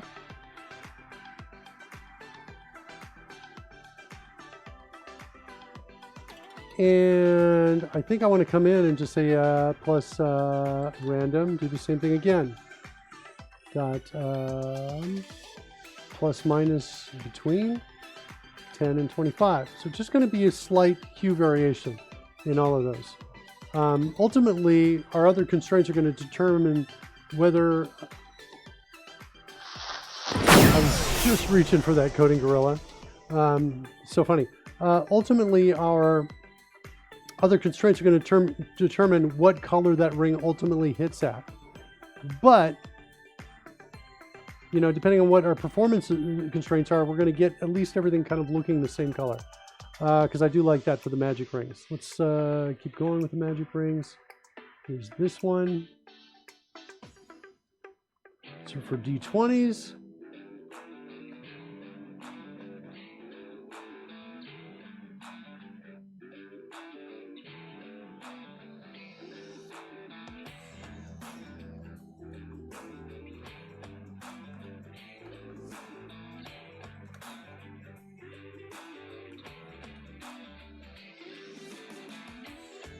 and the plus minus 10 and 25 ensures that it's going to be at least 10 degrees of hue shift away from this one, but no more than 25. So it's just kind of getting it far enough away so that we see something there. Okay.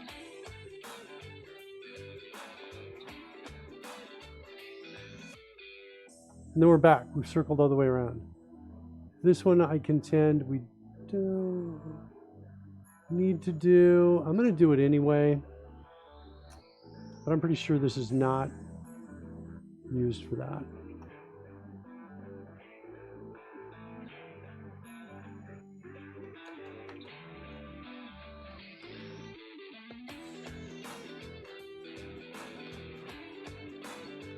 Okay, so there's our add magic ring there. So add magic ring, yeah. Okay, cool. So grouping is removed. Let's do a refresh on that. Just take a look at it. Then we're going to go look at just improving the dynamic throttling a little bit here. Okay.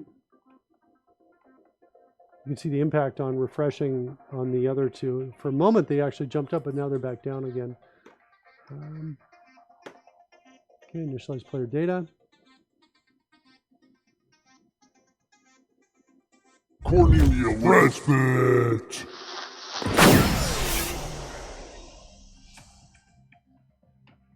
Okay, so we got about 16 frames a second. Dynamic throttling is on. Enabling filters is on. I don't know. Let's throw it back to 9 on this. Let's do our extra test with magic, 12d12s. Yeah. So what's interesting is that if these settings are correct, 9 of these are variants of the blue. I see 2 here that look really identical. Those 2 blue right there. And the greens are also slight variants as well, I think is what's happening. What's happening is oh wait, actually let's double check to make sure that, yeah, we did. What's happening is we're checking to see, look, hey, if we've got our num filters on roll is less than this, and we can go ahead and use those filters. So 9 of those should be hue shifted by the amount we're specifying off of red. The other ones, what's happening is we check to see what the hue shift is, and we choose which ring to use. So red, gold, green, blue, purple, maroon. That's kind of what's going on there. The dynamic throttling just lowered our frame rate for the dice because we stopped at 10, but I wanted to change that. Start up a new instance of Visual Studio. Open up our D&D app. Open up the app for this guy right here. Notice we got some of the dice have not been cleaned up. That happens on some of the cleanup effects. I think for the ones when it goes down through the tube, we're just shrinking the dice. And at the end, we're not cleaning it up. It's not too big of a deal because they're fairly small, not too distracting for what we were doing. But and they're easily, you can easily clean them up by just rolling another die, throwing one more die out there, like roll a d20, like that. Okay, so let's look at our dynamic throttling code. Let's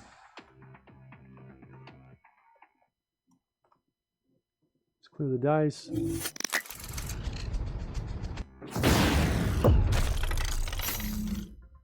Okay. Dynamic throttling. All right. Seriously roll the dice. I want the dice to get at least 30 frames per second when that happens. So when we're rolling the dice, we're about to roll the dice. I'm going to do that. I think I'm going to change these to 10 and 10.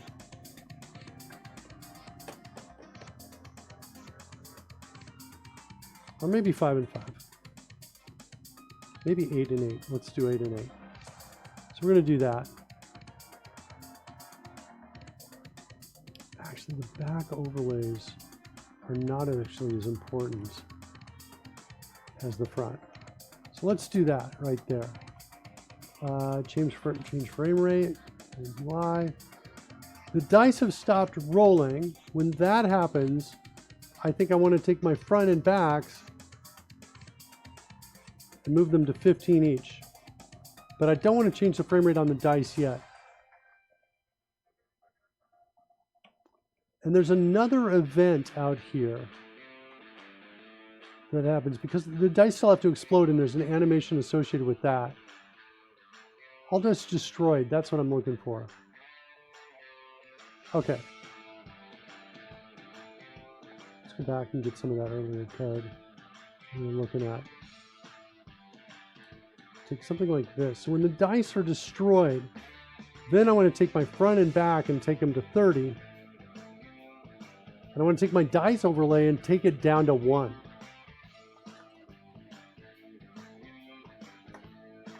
That's the change I want to make. Let's run it. Let's see how that looks.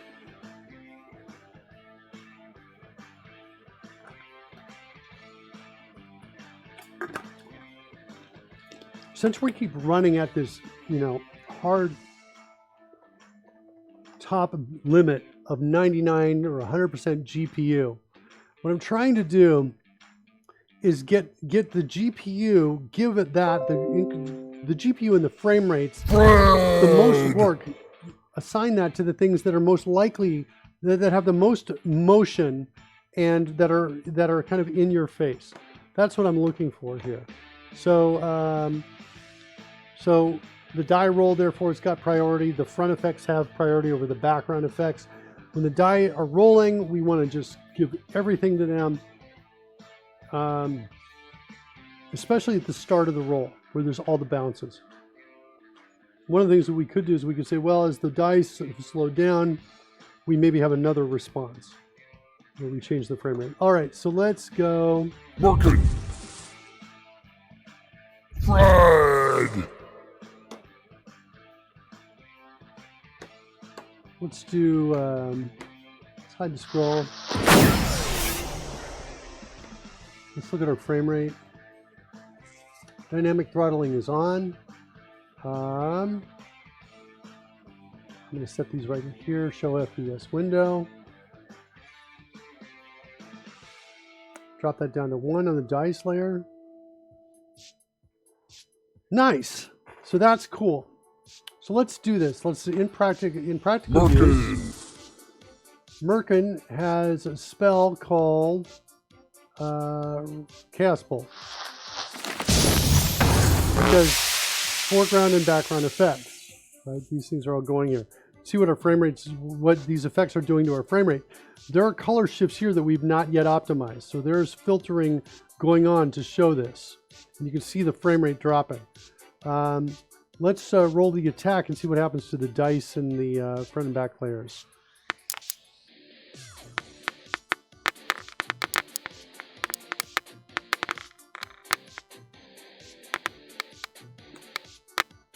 Yeah, I think the problem is ultimately we're at our GPU is maxed out. It's not able to get Spectacular miss. Yeah, even with all these effects, that code we changed isn't helping us out.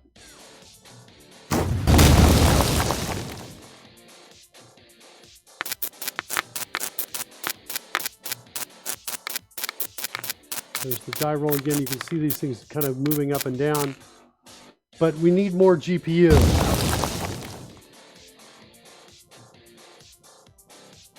And then it drops down, and the other one comes up. We need more GPU to really sell this, to make it work, to see it, right? To see the differences. Let's make one change to this.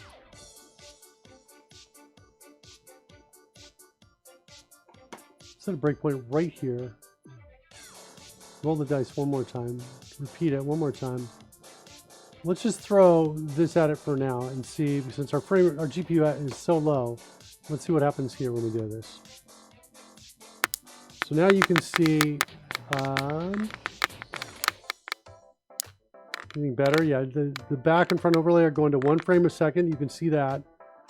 The dice get a little more. We gain about 3 frames per second over here.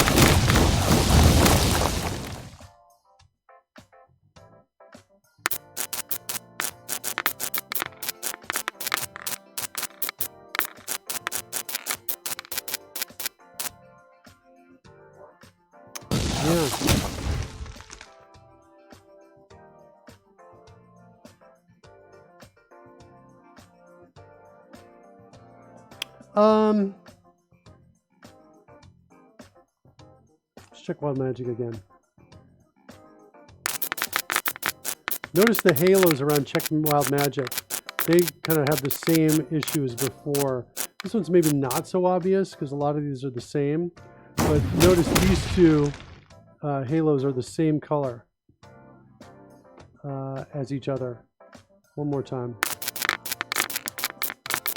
There, you can see three very distinct kinds of halos there in terms of color.